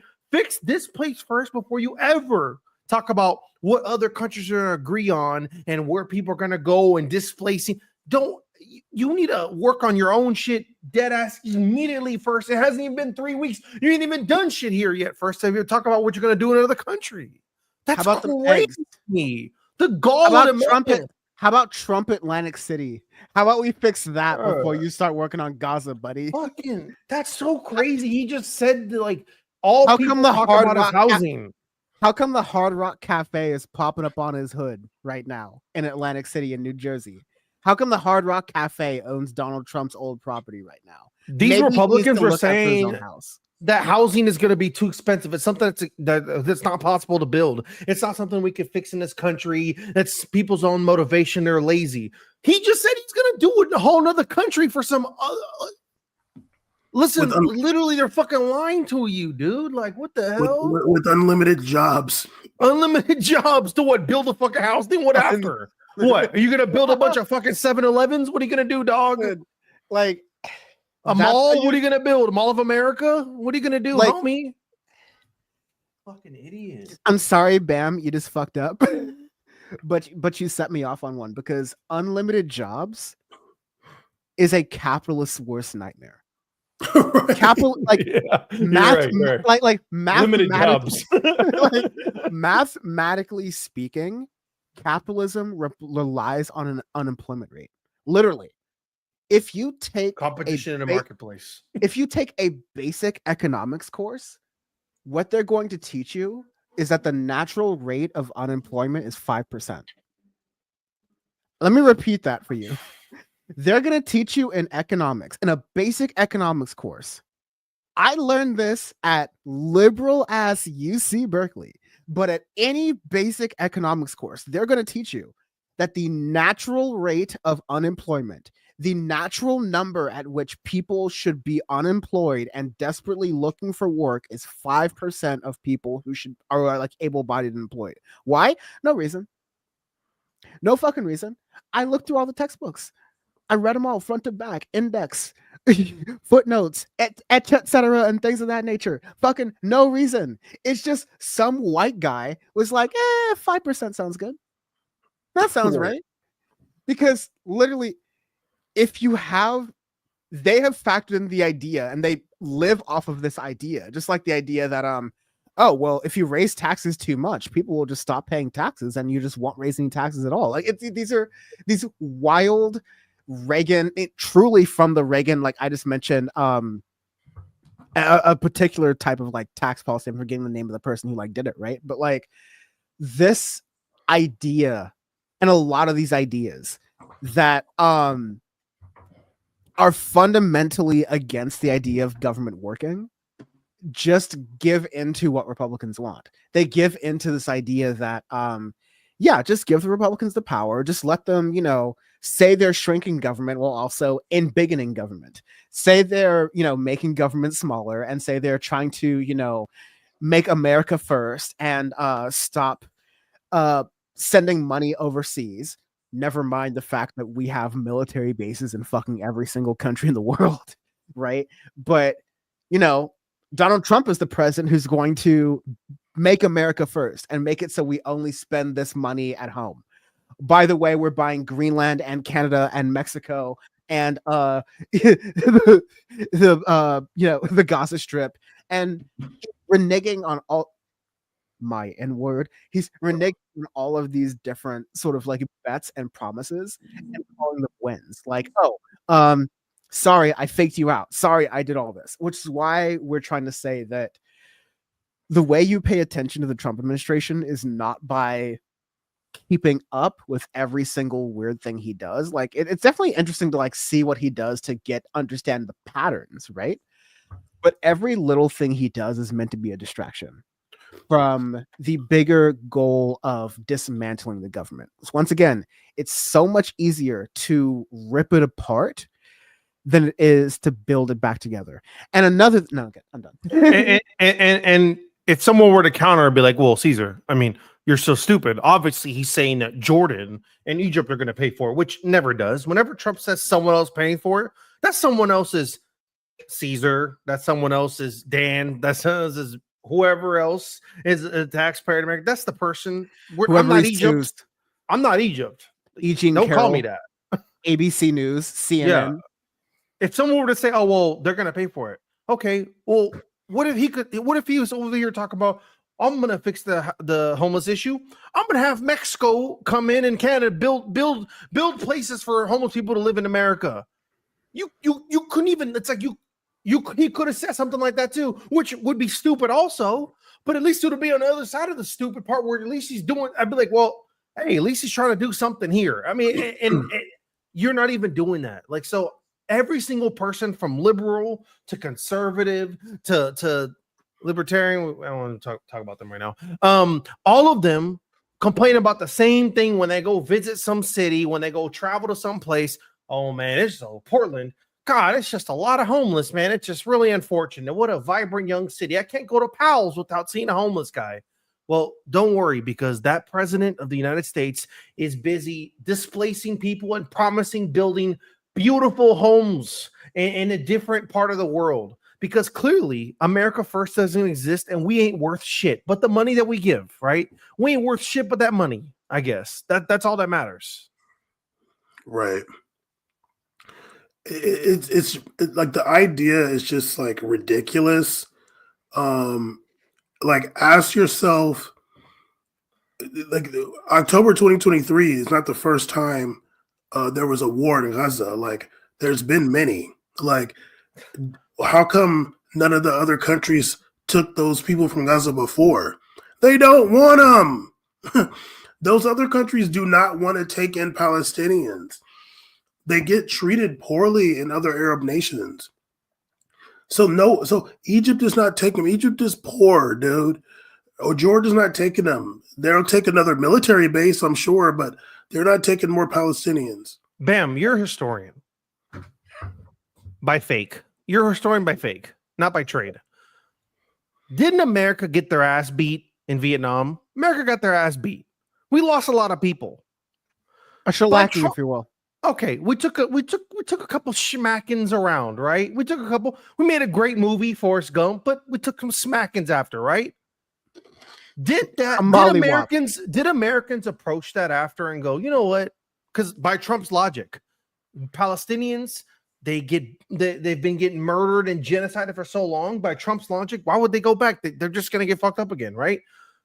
Did America just go, you know what? We got fucked up in that war. We should really just stop warring, right? It's not really for us. We lost a lot of people. We should stop doing that. No, we didn't. We just kept on doing this shit again because there's no way you're going to tell people who are in significantly more disadvantaged positions in America that they should just give up because it fucking sucks. No, they're going to keep fighting for their land, which they should. Like they should be, they have every right to do that. It's their land. So why the hell would you have the gall to sit here in your comfy shoes in a creepy statue and tell people how they should act afterwards after something happens? I saw a lot of images. I don't even need to go there in person. I saw a ton of great images from here.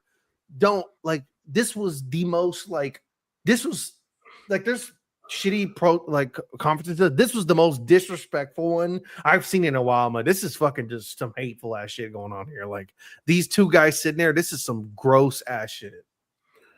Yeah, I mean, why don't you just help them rebuild and tell Netanyahu to stop bombing the place? Like, and like if you could rebuild if bombs stopped flying in. It'd be way easier to build upwards. I mean, it's just a logic that I think that we all know would be true. It's and also it's not like this stuff just started October 23. I remember there was like a building in Gaza. I want to say it was called like the Kuwait building or something like that. Like I think like Kuwait helped build it, and I think Al Jazeera had an office in there. It was like a nice like office building. And it was just there chilling. And then just like Israel just like bombed it. Remember they were like, oh, there was a surge. They were like, what? This was like there was no war going on. There was nothing going on at the time. It was like a regular work day. You just bombed it because I think it was like too nice. They were like, why they're having nice shit over there? Bomb that. Too many glasses on the building. Too much glass on that building. I just want to see straight cement. I don't want to see glass buildings. Kuwaiti Tower, yeah. Of course, Bad Lefty, the AI knows. They just bombed it for no reason. Like, tell BB to chill out, and Gaza can do its thing. Yeah. Hey guys, I had BB here. I've been talking to him. He's gonna ease up. We're gonna help out some people. We're gonna help rebuild, and then we're gonna back up. But I talked to BB. You know, he's over here chilling with me.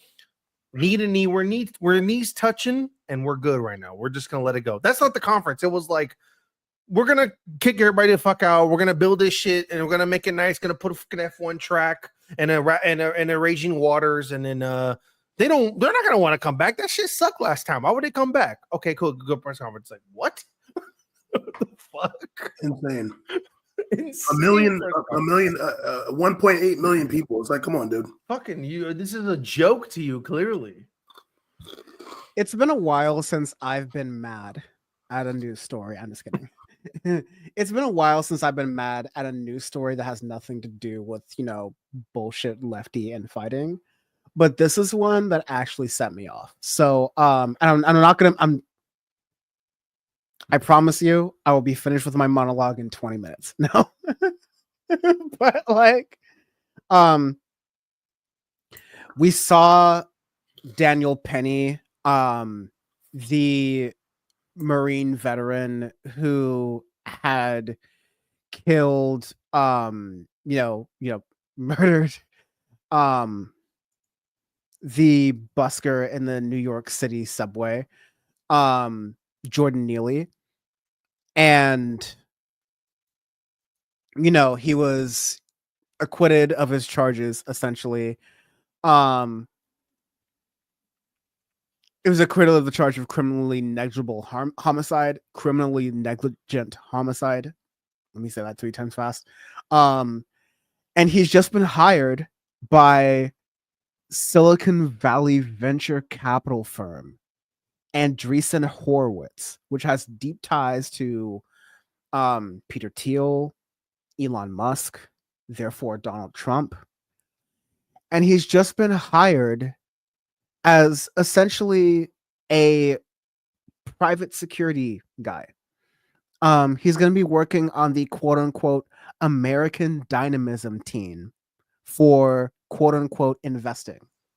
The American dynamism team, as reported by Como News here,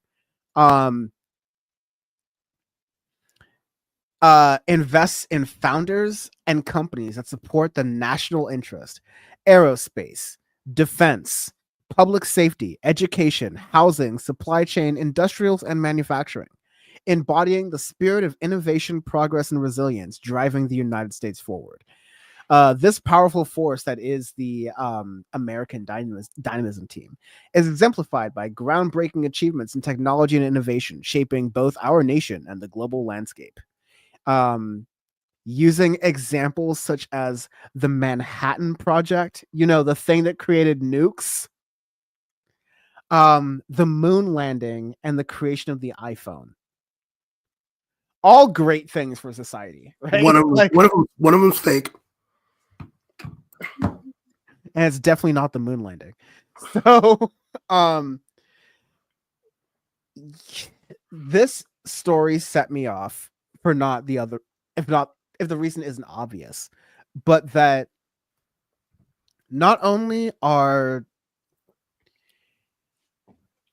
right-wing political killers, and I don't think Daniel Penny did what he did knowing that he would be made into the latest Kyle Rittenhouse or the latest George Zimmerman on the right wing, like an avatar for what a just and honorable good old-fashioned red-blooded American killing is supposed to be for someone who just inconveniences you a certain amount.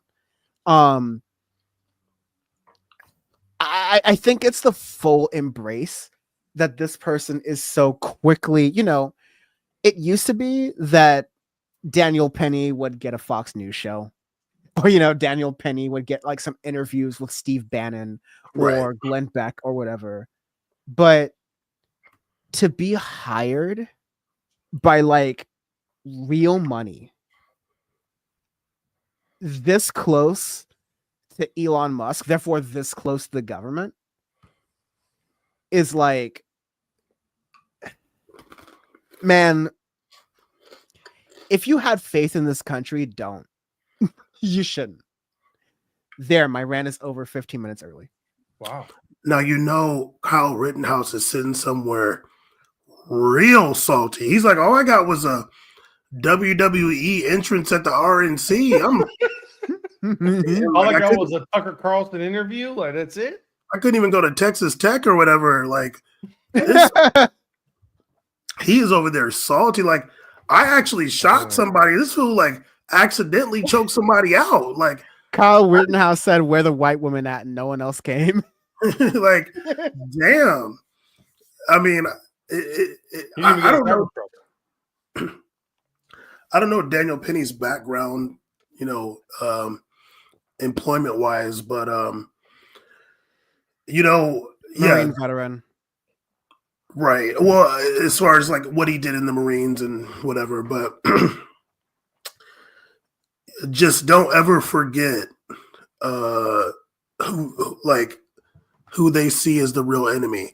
I highly doubt he would be getting the same attention if he had choked out some white homeless person.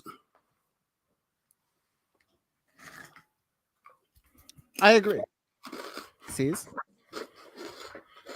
No. Caesar, would you snitch on your mom if she ran over the protesters at the ICE protest? Once again, Your Honor, what is the protest? Your Honor. See, that is not the question. You're in front of the you're in front of the Congress. I gotta do like they do. That's not what I said. What was the protest? It depends what the definition of is. I wasn't born in this country. Explain to me protest and what kind of protest. The Tesla may have been in self-drive. If you're asking if the car was an autopilot and there happened to be a protest and people were there, things like this could happen because of a faulty system, but it would not be something I choose to do. I remember back in the day when Hassan used to say that English was a second language as an excuse whenever he was losing a debate. That's where Caesar got it from. What? That's where Caesar, my life. That's where I've been Caesar saying got this since I came to this fucking country. What are you talking about? Also, I never lost a debate, so I don't know what you're talking about. Dan already called you out before when you had the pearls on. What the fuck? He already called you out. Dan's talking about. I've never heard this. I remember that, and he was like, "Oh." I remember that. I was like, "Oh, that's why you started rocking." It's really crazy that February comes and all motherfuckers want to do is tear each other down, accuse people's mothers of wanting to run over protesters. She's not what black. happened to coming together as one? Huh? You know what? What happened to Kumbaya? Huh? I will just drop this. Instead of it's Kumbaya. Is that what's going on? Whoa. Uh-oh. Ceez was groomed by Hassan is crazy. What the fuck is this? What is going on? It's crazy. No. For no reason, I'm just gonna drop a random bomb here. I'm old enough to remember inside the TYT offices where Anna was so with it that she thought black people were appropriating. She thought black people in the office were appropriating Hassan's style. Oh my and god! Not the other way around. Happy Black History Month, y'all. Is that even? Who is that? How does that even come up? Who is that a dick towards? I don't even know what's going on. Also, how does that come up? Did she actually say, "Hey, are the black people copying Hassan"? Did she like? No. She went up to a black person and said, "Hey, you have a really nice like style. You must be taking after Hassan." And it was like she went up to a black person. It was like, "No, Hassan has been copying black styles of fashion, specifically this person's styles of fashion, for years." I mean, yeah. What's going on? What are we doing right now? What are we doing, guys? Look, Caesar's what are we doing? Let's leave Hassan alone. He loves him. Let's chill. I just don't Hassan's know what we're doing. You love him. We'll relax. I just said that for no reason. I literally was just like, for no reason. Ceez just doesn't want to get blocked by Anna Kasparian, who... Hold on, I need to check don't my have Twitter watch. Anymore. I don't think she's a cunt. RFK Jr. is apparently really close to being confirmed. Why? I think it's a really bad month because I've mentioned Anna Kasparian, that dumb white cunt bitch, way too much for it being Black History Month. So, unfortunately, RFK Jr. is really close to being confirmed, and that's gonna be really bad for anyone who has a child, for anyone who like cares about children, for anyone who cares about health in this country, because Anna Kasparian is a cunt, and because Dan, chill. Let's get it popping. I don't agree with this. Let me just make it very clear. He's speaking for me. He's speaking for me as well. Okay. Yes, I'm speaking for me and Caesar and everybody in the chat. It's already Bam. It's too late. It's already gonna be clip chip. No clip goes past 15 seconds. No, they're gonna cut it out after Dan said that. We're literally donezo. It's so over. I don't Everything is clip chip now. It's over. We're doing a news show, and that is what happened in the news. Why would I ever call you that? I don't know what Dan's talking about. I don't know what y'all was doing in Santa Monica at TYT offices. I was in Long Beach buying weed. I don't know what was going on. I don't care.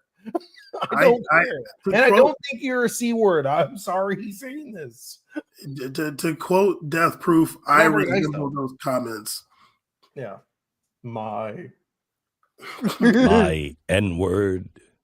Anyways, I don't think you're very um, nice. I don't fuck with you, but I ain't saying all I'm that. worried That's about crazy. I'm worried about RFK Jr. Listen, she is uncomfortable about offending black people's opinions, and she's uncomfortable being around black people. So let me just say, as her black a producer, the thing I said earlier. And so I will say this. I have been proud again, and I'll do a separate video. I have a separate video about this going up on the channel right now, but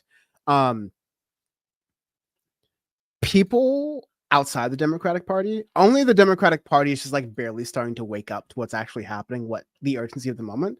But you're seeing young people, like even students. This is a quick clip I'll play on loop here really fast of some students in Los Angeles who walked out of school to protest. There's a large, marching of people. You've seen, as we were talking about, people blocking freeways.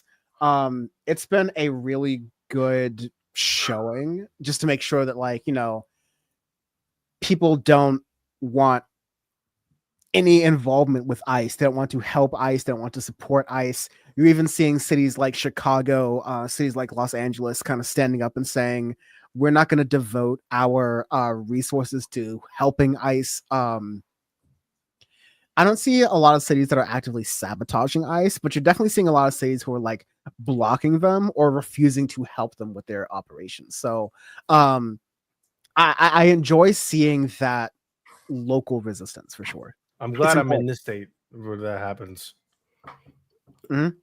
Caesar, do you think I should bring up what I was telling you in the chat, in the group chat, about my issues with the protest, or should I not do it?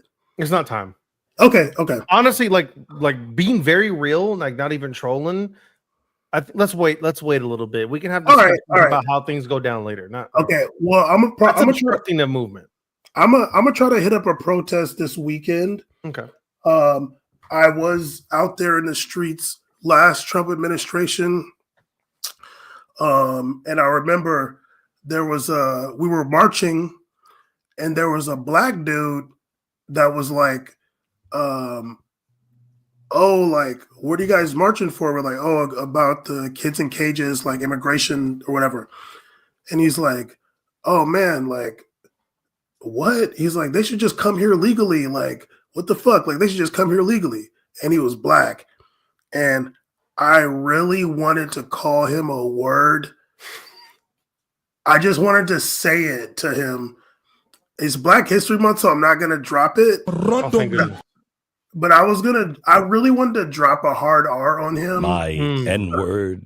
Like, I wanted to do it so bad. Now, I can't do it. I'm surrounded by these good white folks. They're not going to understand. But if it was me and Caesar right then, I would have done it. I would have been like, you're a blank. Because these white people agreed. They wouldn't have understand me. They wouldn't understand me saying that to him in that moment. Yeah. These white dudes, me included, apparently. No. He's not talking about on the show. He means like at the actual protest, like on the ground. No, I understand what you said, but you just said if it was just me and Ceez. Because we went to a protest before. That's what he's saying. Like we went to okay. Yeah. No, Dan, you would understand too. You probably say it before us. Yeah, exactly. Like Dan will come in on some Healy saying it real fast. Like what the fuck? Let's be real. If I'm at a protest, I'm a Fed. Let's be like I probably have to be holding you back for some shit like that. Ben would have told my mom to summon the Tesla with the phone. Do the summoning. Summon the Tesla with the phone. But yeah, who I am at the protest, this is me. Now I'm going to buy some mother F bleep guns. Go, Tesla, go. But yeah, I'm going to try to hit up a protest this weekend. We'll see. And I will be having my sign that I take to all the protests Male insecurity is the most dangerous force in the world. I still have that picture when we went to that, when you had that sign also. Yes, that's the sign I take to every protest, no matter what. I do not take nations' flags. Now, how long are you going to be, how annoyed are you going to get at that situation we talked about? No, I'm not annoyed. I'm not annoyed by it. I just don't love it, but I'm not mad at it. Okay. You can continue, Dan. Sorry. Thank you, President Trump. Okay.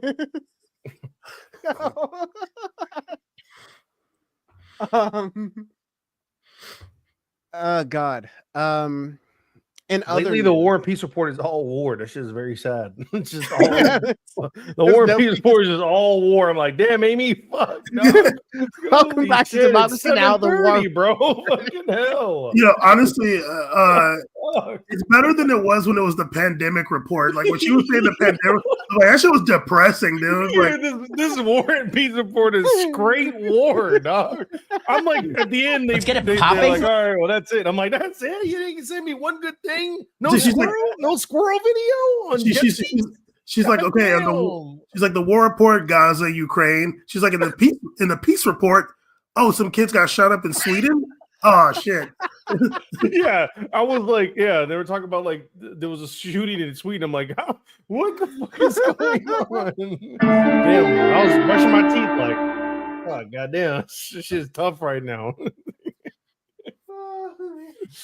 No, it's at the point where I was on a run and I passed by a guy who was like pushing a cart with a little speaker, and he was listening to Democracy Now! And I was like, the goat. It's like, hey, what's up? What's up?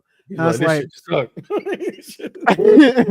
I just gave the peace sign and smiled to someone who was listening to the same Democracy Now! Episode that I was.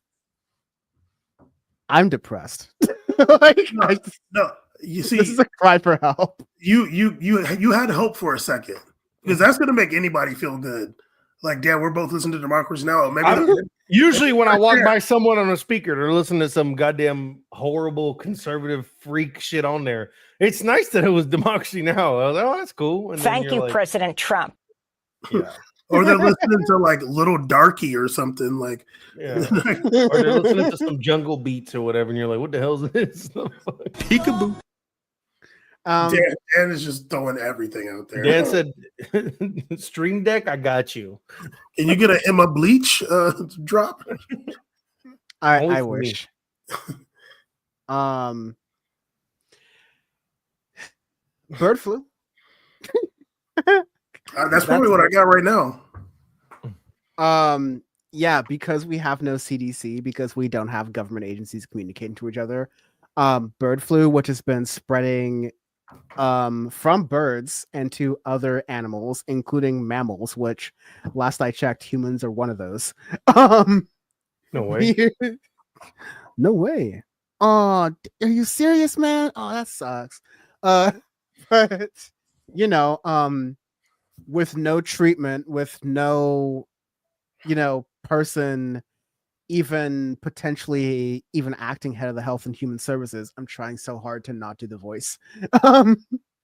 No one with any possibility of, fighting any of this. Just do it. It's Black History Month. He can get the smoke. Unless it's with raw milk. Then, and that wasn't even a good voice, honestly, because it's got to be a lot worse than that. It's got to be. No, it's getting better. You're getting better. It's getting better. No, but it's hurting. It's hurting the back of my throat. That's how you know it's getting good, because it's starting to hurt. Pause. Pause it for a second. Hey, yo. But like my throat's not supposed to be as dry. When Pause it for a second. Hey, yo. Gotta get some lubricant. Anyways, I don't know. I will say there's some good news.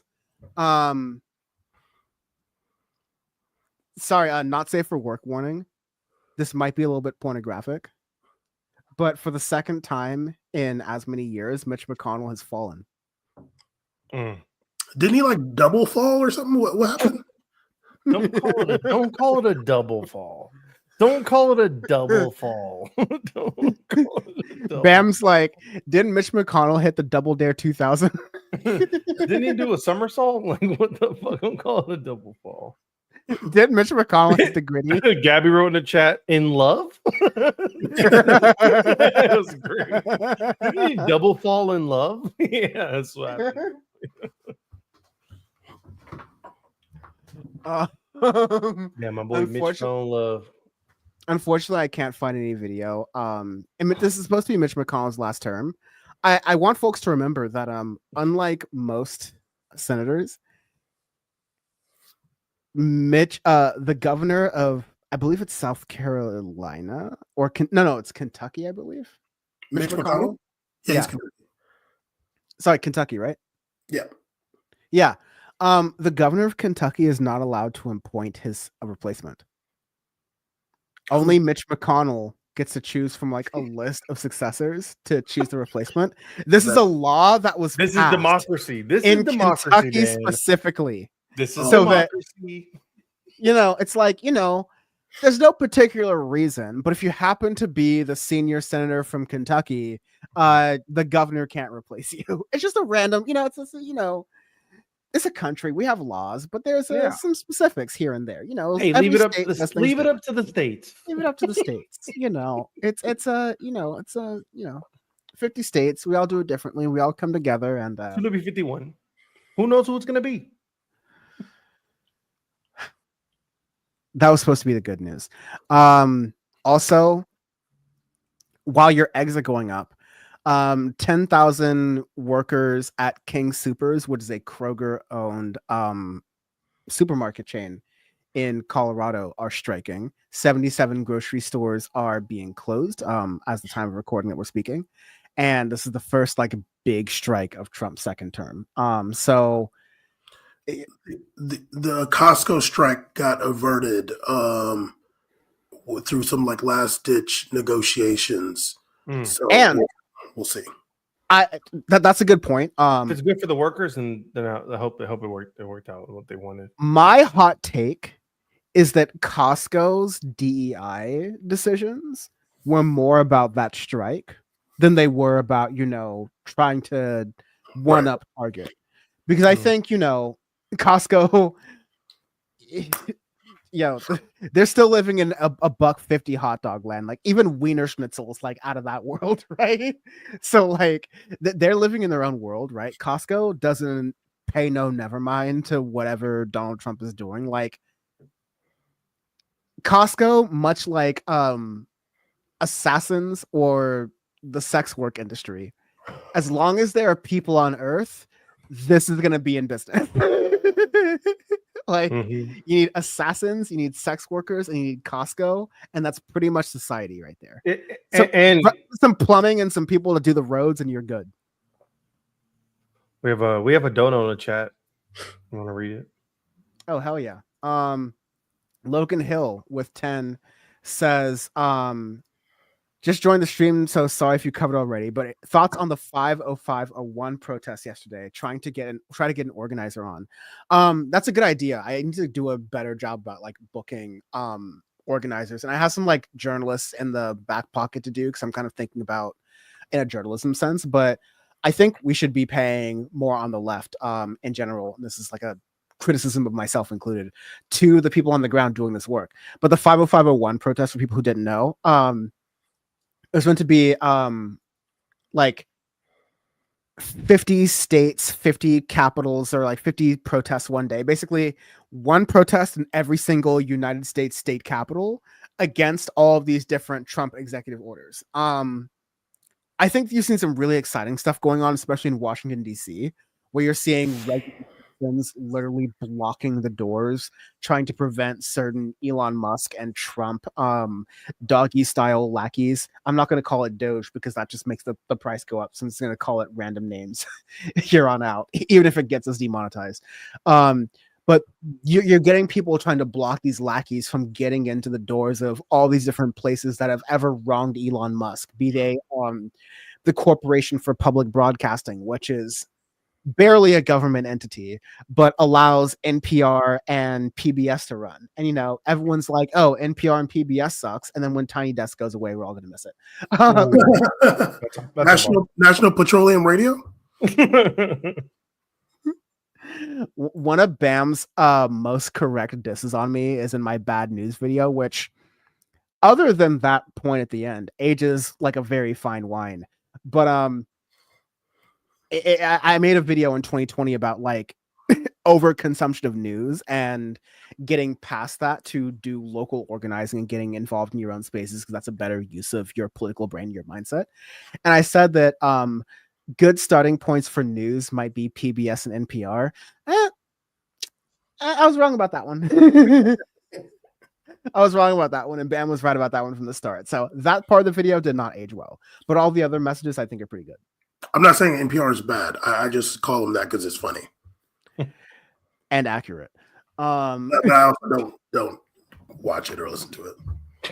I think I'm gonna have to see what Bam is doing this weekend, because we're gonna fuck because I've been listening to this podcast called Question Everything, which is like a journalist podcast about journalism. It sounds really nerdy, but they interviewed a guy from the Gray Zone who was caught enhancing the truth about his reporting in Gaza, which is insane because like you shouldn't have to lie about anything that's going. You have enough of what's going on, but the way they lied about it specifically to kind of like highlight themselves is interesting. But I think it's definitely a left so white conversation. So maybe I'll do it myself. But if no other reason, I'll share it with Bam. It was really funny. But yeah, the 50501 protests, I think they're really good overall. Like, we need to be seeing more of this. I have another video coming out on the channel that I recorded myself yesterday about some of the politicians who spoke there. There's Ayanna Pressley who did a good job. Maxine Waters did an okay job. You had a lot of milquetoast Democrats who were speaking there, but you had a lot of really powerful Democrats. I'm trying to remember her name. She's a Democrat from New Jersey. She represents Newark and Jersey City. She was just recently appointed. Sorry, 1 second. Her name is LaMonica McIver, and she gave a really powerful, passionate, like, Elon Musk is an apartheid motherfucker, and we're not going to like allow him to take control of our government. And this is an elected official speaking, right? Like, this is the energy from the Democrats that we need to see, and that's important. And that's the energy that these protests are having, right? Like, if you have no power, fine, all right, but this is still America. This isn't Russia, all right? Donald Trump is not poisoning the food of his political enemies, at least right now. And honestly,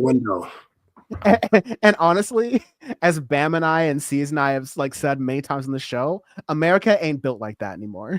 All right. If breaking news, if America tried to poison someone, they'd be better off just feeding them McDonald's and doing nothing else than actually trying to slip something into their food, because they would end up like accidentally shooting. Like, it would be like friendly fire 5 times over if they tried to slip a poison pill in someone's food. America has not got it like that. All right, like, just give them a nice diet of McDonald's, and you know, one day they'll either die or become president of the United States. You give them Subway every day. The Jared Fogle special. Yeah. Right in the mouth. Oh no. Oh God. I just did a Destiny. I'm sorry. Oh no. Shit, what was I gonna say? Oh yeah, the protest. And that is what happened in the news. The protests are good. I'm glad that like, it's important. I mean, we were just talking about it, so it's important that people get out in the street and make their voices heard. I am glad to see that there are some politicians showing up, but I don't really care to see politicians at protests like this that are grassroots like that. me personally, like I don't really want to see him there. But It's like, good, but it's not a negative. It's no, it's not a negative, but Yeah. like, but I'm not like personally like, oh my god, yay, like not me. no. But if they want to show up, like, yeah, you're picking a side, which is good. But yeah, there's gonna be a lot. Like, there's gonna be a lot. We see what this administration's about, and yeah, like to not to take it back to what we said we were talking about in the beginning. Like, hopefully, it can be just the eye opening, just the awakening that some people need to see what the Republican Party really is.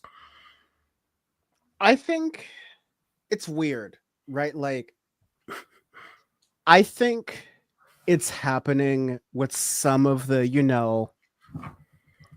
Obama, Romney, Trump, Biden voters, the true, extreme moderate center.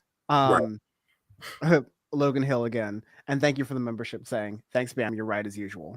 Don't flatter him. I banned that guy. Blocked. No. Thanks for your support. But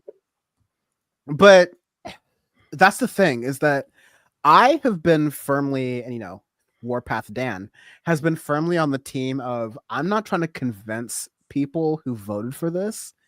I'm also not going to rub it in their face, because I don't think that's productive either. Like, whether this is a caricature or not, what turned a lot of these people away from liberal politics was smug liberalism. This sort of like Jon Stewart, Keith Olbermann era of Bill Maher era of we know better than you, we're right, you're wrong, right?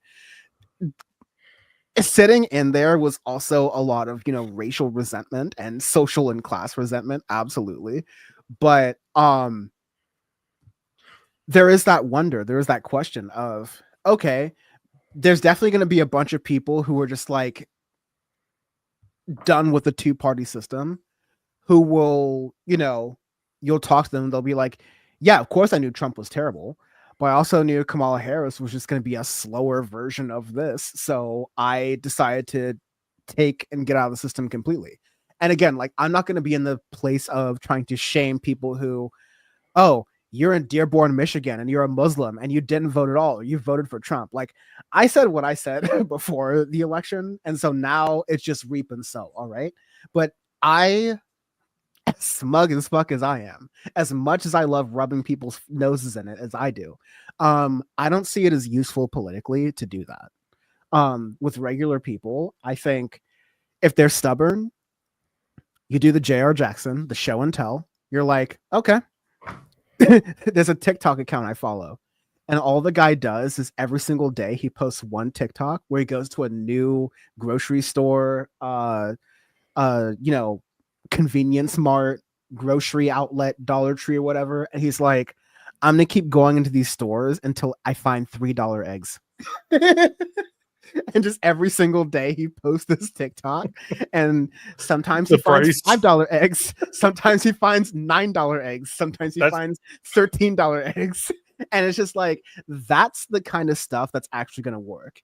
You just need to hammer on one thing. It's just like, this is day 185 of the Trump administration. Eggs are $11. Are we winning yet? That's what's going to work for those people. For everyone else, it's about,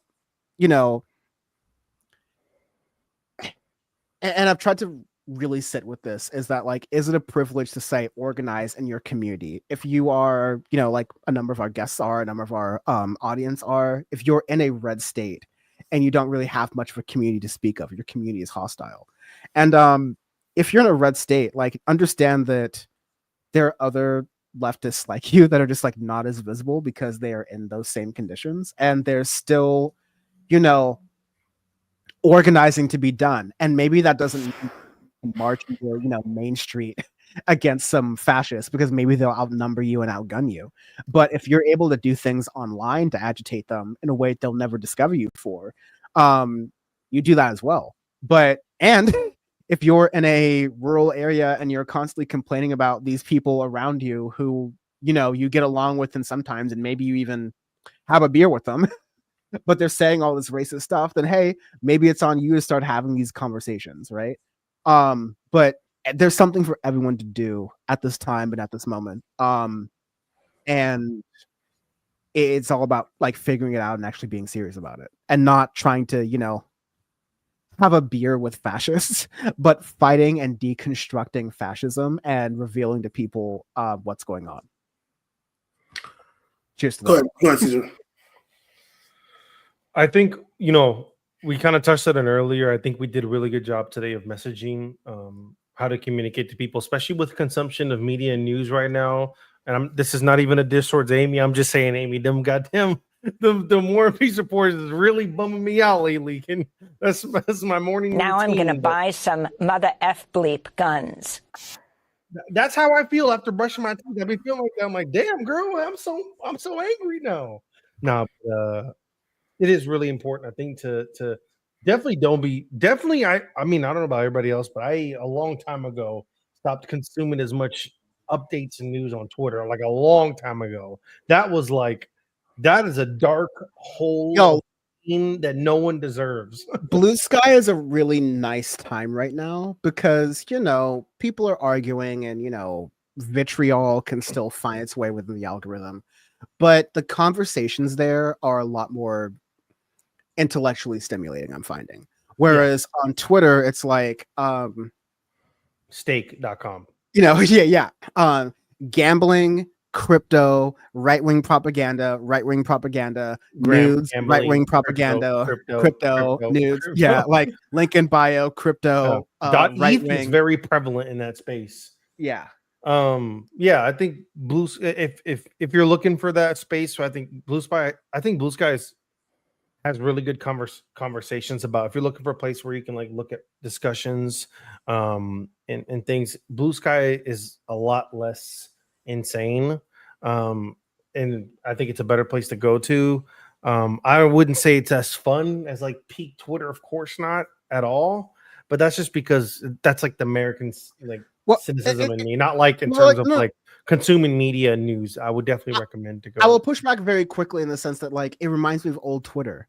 And that old Twitter had a shitty algorithm in that it was really bad at figuring out what you wanted to see. You had to follow people in order. You know what, Dan, you're right. I don't have a lot of my friends on there. I'm not naming who, but I don't have a lot of my friends on there, so I don't. But I can imagine if a lot of my friends or people I could consistently communicate with were there, it would be a much more like engaging experience for me because you're seeing and you wouldn't be flooded with random stuff as you're looking at it or being randomly transported to the For You page, even though you did not flip to the For You page and now you're on the For You page. Yeah, that's how what you were saying before the For You page stuff was how people described Twitter to me in like 2013 or 2014 when I was on it, and I was definitely a freak for being on it, and I regret it entirely. But like that was Twitter, where before it got algorithmically smart, and they were pretty late to the game. Like that was the critique. Like Elon Musk was like, "Oh, they're so bad at innovating. Just let me get in there and put me in, coach." Right? But Twitter was very much okay. If you want to be on NBA Twitter, it doesn't come to you. You have to find NBA Twitter. You have to find international soccer Twitter. You have to find politics Twitter. You have to find. You got to make that. You got to make the same effort towards it because you did at one point come into those social media platforms and you engaged in some kind of effort towards creating dialogue and they created communities. You can't just expect it to come to you because you switched over and import itself automatically. I mean, primarily it's because a lot of like our content and media stuff on phones is very import heavy, where things are saved prior. And the algorithm imports everything to you. You don't really have to make efforts towards engaging and stuff. Blue Sky definitely involves that. And I think that, but for me, like just X was just so insane. I had to like take a break from social media in general. I'm like, this is just too much. I'm consuming way too much shit right now. It's too much for me. Does Blue Sky allow nudity or no?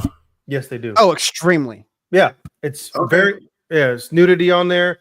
Nudity is very pro like SW stuff. SW workers are allowed on there. They don't get banned. You know what? In fact, they even got a couple bots. They got a couple bots in there. The real just having a fastest good way time. the real fastest way to get banned on Blue Sky is honestly to be sold. a Nazi or to be a white supremacist. Someone- Bam's creating his account as we speak. Martin said, "Bam sold."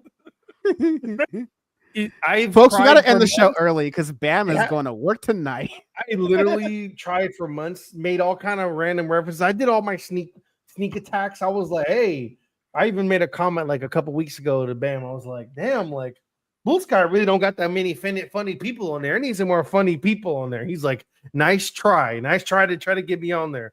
All it took was asking about nudity. That's all I thought. The duality of a man. Hey, man. I am not ashamed. Not this month. No, yeah. I just want to. I think we'll do a quick. This is a. I hesitate to use the word quickie, especially in this context. But please, folks out there, I know this is a tough time for a lot of folks, and we haven't said enough, but it must be said that especially, Trump administration and a lot of these executive orders, which will be challenged in court, but still show a lot of intent, and they still, are red meat for the Republican culture war that has existed for so long. A lot of these executive orders are targeting trans people, especially. And we definitely have not expressed that enough on this show, frankly, and as being a bunch of cis folks, we haven't. And that is a difficult thing, like in the military. I think the one time we did address it was Bam and I joking about joking but being very serious about Donald Trump deciding that, okay, if you're in the military and you're trans, we're gonna kick you out. And I'm like, okay, we have no cybersecurity anymore. Because you want to know, the only thing that stands in between us and being our power grid being hacked by the Chinese and the Russians and the Iranians 6 ways to Sunday is a bunch of like US cybersecurity people who on evenings and weekends go to furry conventions. Right. like it's a stereotype, but it's mad real. Literally. But it's important to note this stuff because these are real people's lives who are being affected, people who work for a lot of these parts of government and places in government who are out of a job. Their job is in limbo. They're worried about these things. People who are in the military thinking about deployments. Like this shock and awe stuff is, and I had a conversation with my favorite libertarian, Larry Sharp, about this, and the way he was describing this was detached from politics to me, which was my point. Which is that he was like, oh, I'm so happy. This is really good that these kinds of things are happening. That he's shocking the system. And I'm like, okay, at what cost? Right? Like, you're shocking the system, but like, what does that mean beyond those words? Is shocking the system putting regular people out of work? Like, what is that? Like, the people who voted for Trump aren't paying attention to the fact that 3,000 people are no longer working at USAID, or they're not paying attention to social security numbers being taken over by Elon Musk. They're not paying attention to federal workers. In fact, they like that idea. It's like, oh, federal workers, you mean they're feds, even though they're talking about some like skinny twink geologist who's like measuring rocks for the United States government, and they're like, yeah, fucking feds, I hate them. You can't trust them. They're evil, they're jackbooted thugs. And it's like, dude, I'm out here measuring rocks in Arizona. What on the I guess I'll stop now and just start streaming on Twitch. Like, what the fuck is he gonna do? I'll do this on TikTok live now, I guess, because it's fucking over for me. Yeah, become a content creator like every other person who works for the U.S. Forestry Service. But, like, I'm almost not kidding. But get it how you get it. Yeah, he wants to be like, yeah, why we need the U.S. Forestry Service? These are just people getting in the way of oil drilling. All right. All that said, there's a lot going on. This is a specific point, and for members, I've been promising this for weeks. I really want to do this. But Chris Hayes has been doing some really interesting work on how Elon Musk, Jeff Bezos, Mark Zuckerberg, they're billionaires, but they're less wealthy in the sense of money, at least in the way that we can think about it. And they're most wealthy in the sense of the way they can grab attention. Mark Zuckerberg, Elon Musk, Donald Trump, even, they are wealthy when it comes to attention. And they are using that skill to hijack countries, to hijack politics, to, you know, and I'll talk about this more when I cover this in, you know, future videos. Once you realize you have a cult, and once you realize that no one is calling you out for having a cult, absolute power corrupts absolutely. All you're going to do is try to grow that cult as big as you can. And I think there was even some person who, like, used to know Elon Musk, who was like, oh no, at some point Elon Musk realized that right-wingers were the easiest people to con, which is like rule number 1 of America. The more you pander to Americans, to conservative, you know, nationalistic Americans who shout the phrase George Orwell's 1984 whenever they have to, whenever gratuity is included on their bill when they go out to eat, even though they've never fucking read the book. These are the easiest fucking people to convince of anything. Everyone in the world knows this. Aliens driving by Earth know this. All right. Elon Musk and Donald Trump have just applied this to politics, and I think people are just going to really realize how shitty it is when our politics just represents this. So it's good times, y'all. Good times. That being said, there's a lot of hope. I really have a lot of hope in what, at least the rhetoric that I'm seeing from Democrats, mainly black women, but the rhetoric I'm seeing from certain Democrats in fighting back against this. And again, I will share that clip tomorrow in the future, so y'all will see what I'm talking about. But it's really good. Okay, Caesar. Geez. Yeah, last word. Yeah, last word, y'all. Okay, Caesar. Jeez is crazy. Yeah, that's my last word. No, I don't necessarily have hope in Democrats, but I do have hope in the people, and like my like Hail Mary hope is that a lot of these MAGA Republicans will come back down to earth because of the Republican policies that happen. That's my last word. My hope is that hopefully we can just stop. I know that a lot of times we can sit back and see the things that Trump does and think of it as like, you know, it'll pass, but there are really people's lives being affected, and hopefully, you know, it stops soon, because the last 3 weeks I think have been mentally straining on a lot of people and been uprooting their lives, and I think that that's some shit that nobody deserves, whether they know they deserve it or not. They don't deserve to have that. 100%. Yeah. Okay, well, Caesar, what's your blue sky? Because I made one right now while Dan was talking. That's okay, amazing. But there's a lot of nudity on my blue sky. Yeah, you're acting as if that makes Bam not want to join. He's about to start unfollowing shit right now. Well, let me delete some of my. private. What do I call them? Let me delete some of my skis. What? Yeah, your skeets. Yeah, let me delete some of my skeets I posted. Hold on. He's like, let me unfollow Meg Thee Stallion twerk page. Jesus yeah. That's my like, goat. What do you mean? That's like the. Never mind.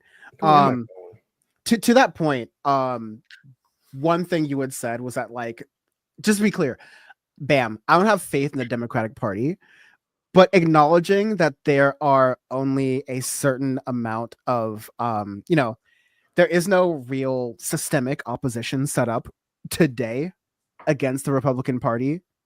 Period. End of story. Like there is no systemic opposition.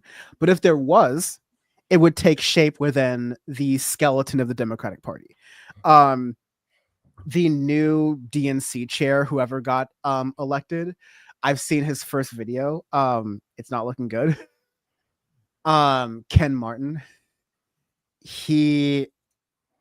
I'm gonna see if I can find his initial video.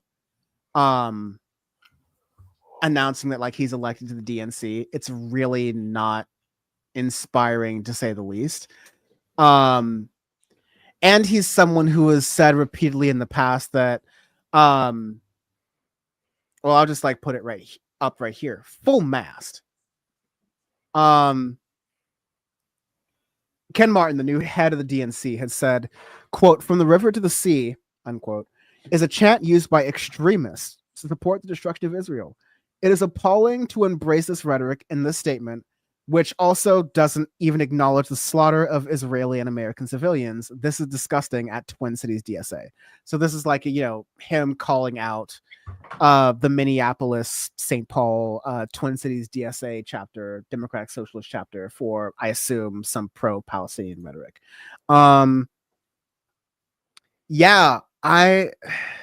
That's fine. If the Democrats want to like fail and flop, that's fine. But that's why I say I don't have faith in them. But I see enough people within the party where, they can use that party. And once it's no longer useful to them, they can just sort of like jump out of that shell and do their own thing, whether it's independently, whether it's, state party tickets with working families or whatever. There are paths, but I'm seeing winning rhetoric happen. It just needs to be uplifted and directed. And unfortunately, I'm only seeing it because I'm a political pervert and I watch C-SPAN, but like no one else is seeing it. So that's my job to like make a YouTube video so like more people watch it. But for the past 2 weeks, we've been screaming for a strategy from the Democrats. This week, I'm starting to see it, but from the least powerful Democrats in office. I think over time, the Democrats' message has to get better. That's just how politics works. It just has to get better. While the Republicans' message and strategy just gets weaker. Because people are going to be like, okay, if he announces tariffs in the morning, he's probably going to rescind them in the evening. And, whatever he says is a win is probably something that has already been in place. Like people are going to recognize the pattern and they're going to start pricing that in. As long as Trump and the Republican Party get their tax cuts and Elon Musk gets to, take apart the government while they're at it, like Republicans are going to get what they want. But it's important to be vigilant and to look out for people doing the right thing. And that's going to be outside of politics and it's going to be pretty locally. So think about that. Agreed with it. Let's end this hell early. Let's end this hell early. All right. Please. Last point. Someone said, I'm trying to find Vincent Morales said, "Where's Ravana?" Ravana's going to be on Power Report next week, but Ravana and I are doing a Severance watch show for the TV show every single week. In fact, right now there's a new episode coming out. And so check that out on Sundays on her Twitch channel, and then on youtube.com/audiofacepod is where people can find that there. So we'll be there. Anyways, Ceez can never be found. He doesn't want to be found anyways. He streams. I've seen you streaming from time to time. Bam definitely does not want to be found. But either way, I'm on Blue Sky. He's on Blue Sky. If you can find me, find Ceez, you'll find me. Okay. I'll find you. I know how to look for you. Anyways, this has been your Power We do Report. a news show, and that is what happened in the news. And the Streaming on Twitch. We made it Ceez on Twitch. Come check your boy out. We made it. I'm back. I'm back. And thank you all for listening and watching, as always, especially during these times. Not to be candid or stereotypical, but the power is always within you. Cheers. See ya.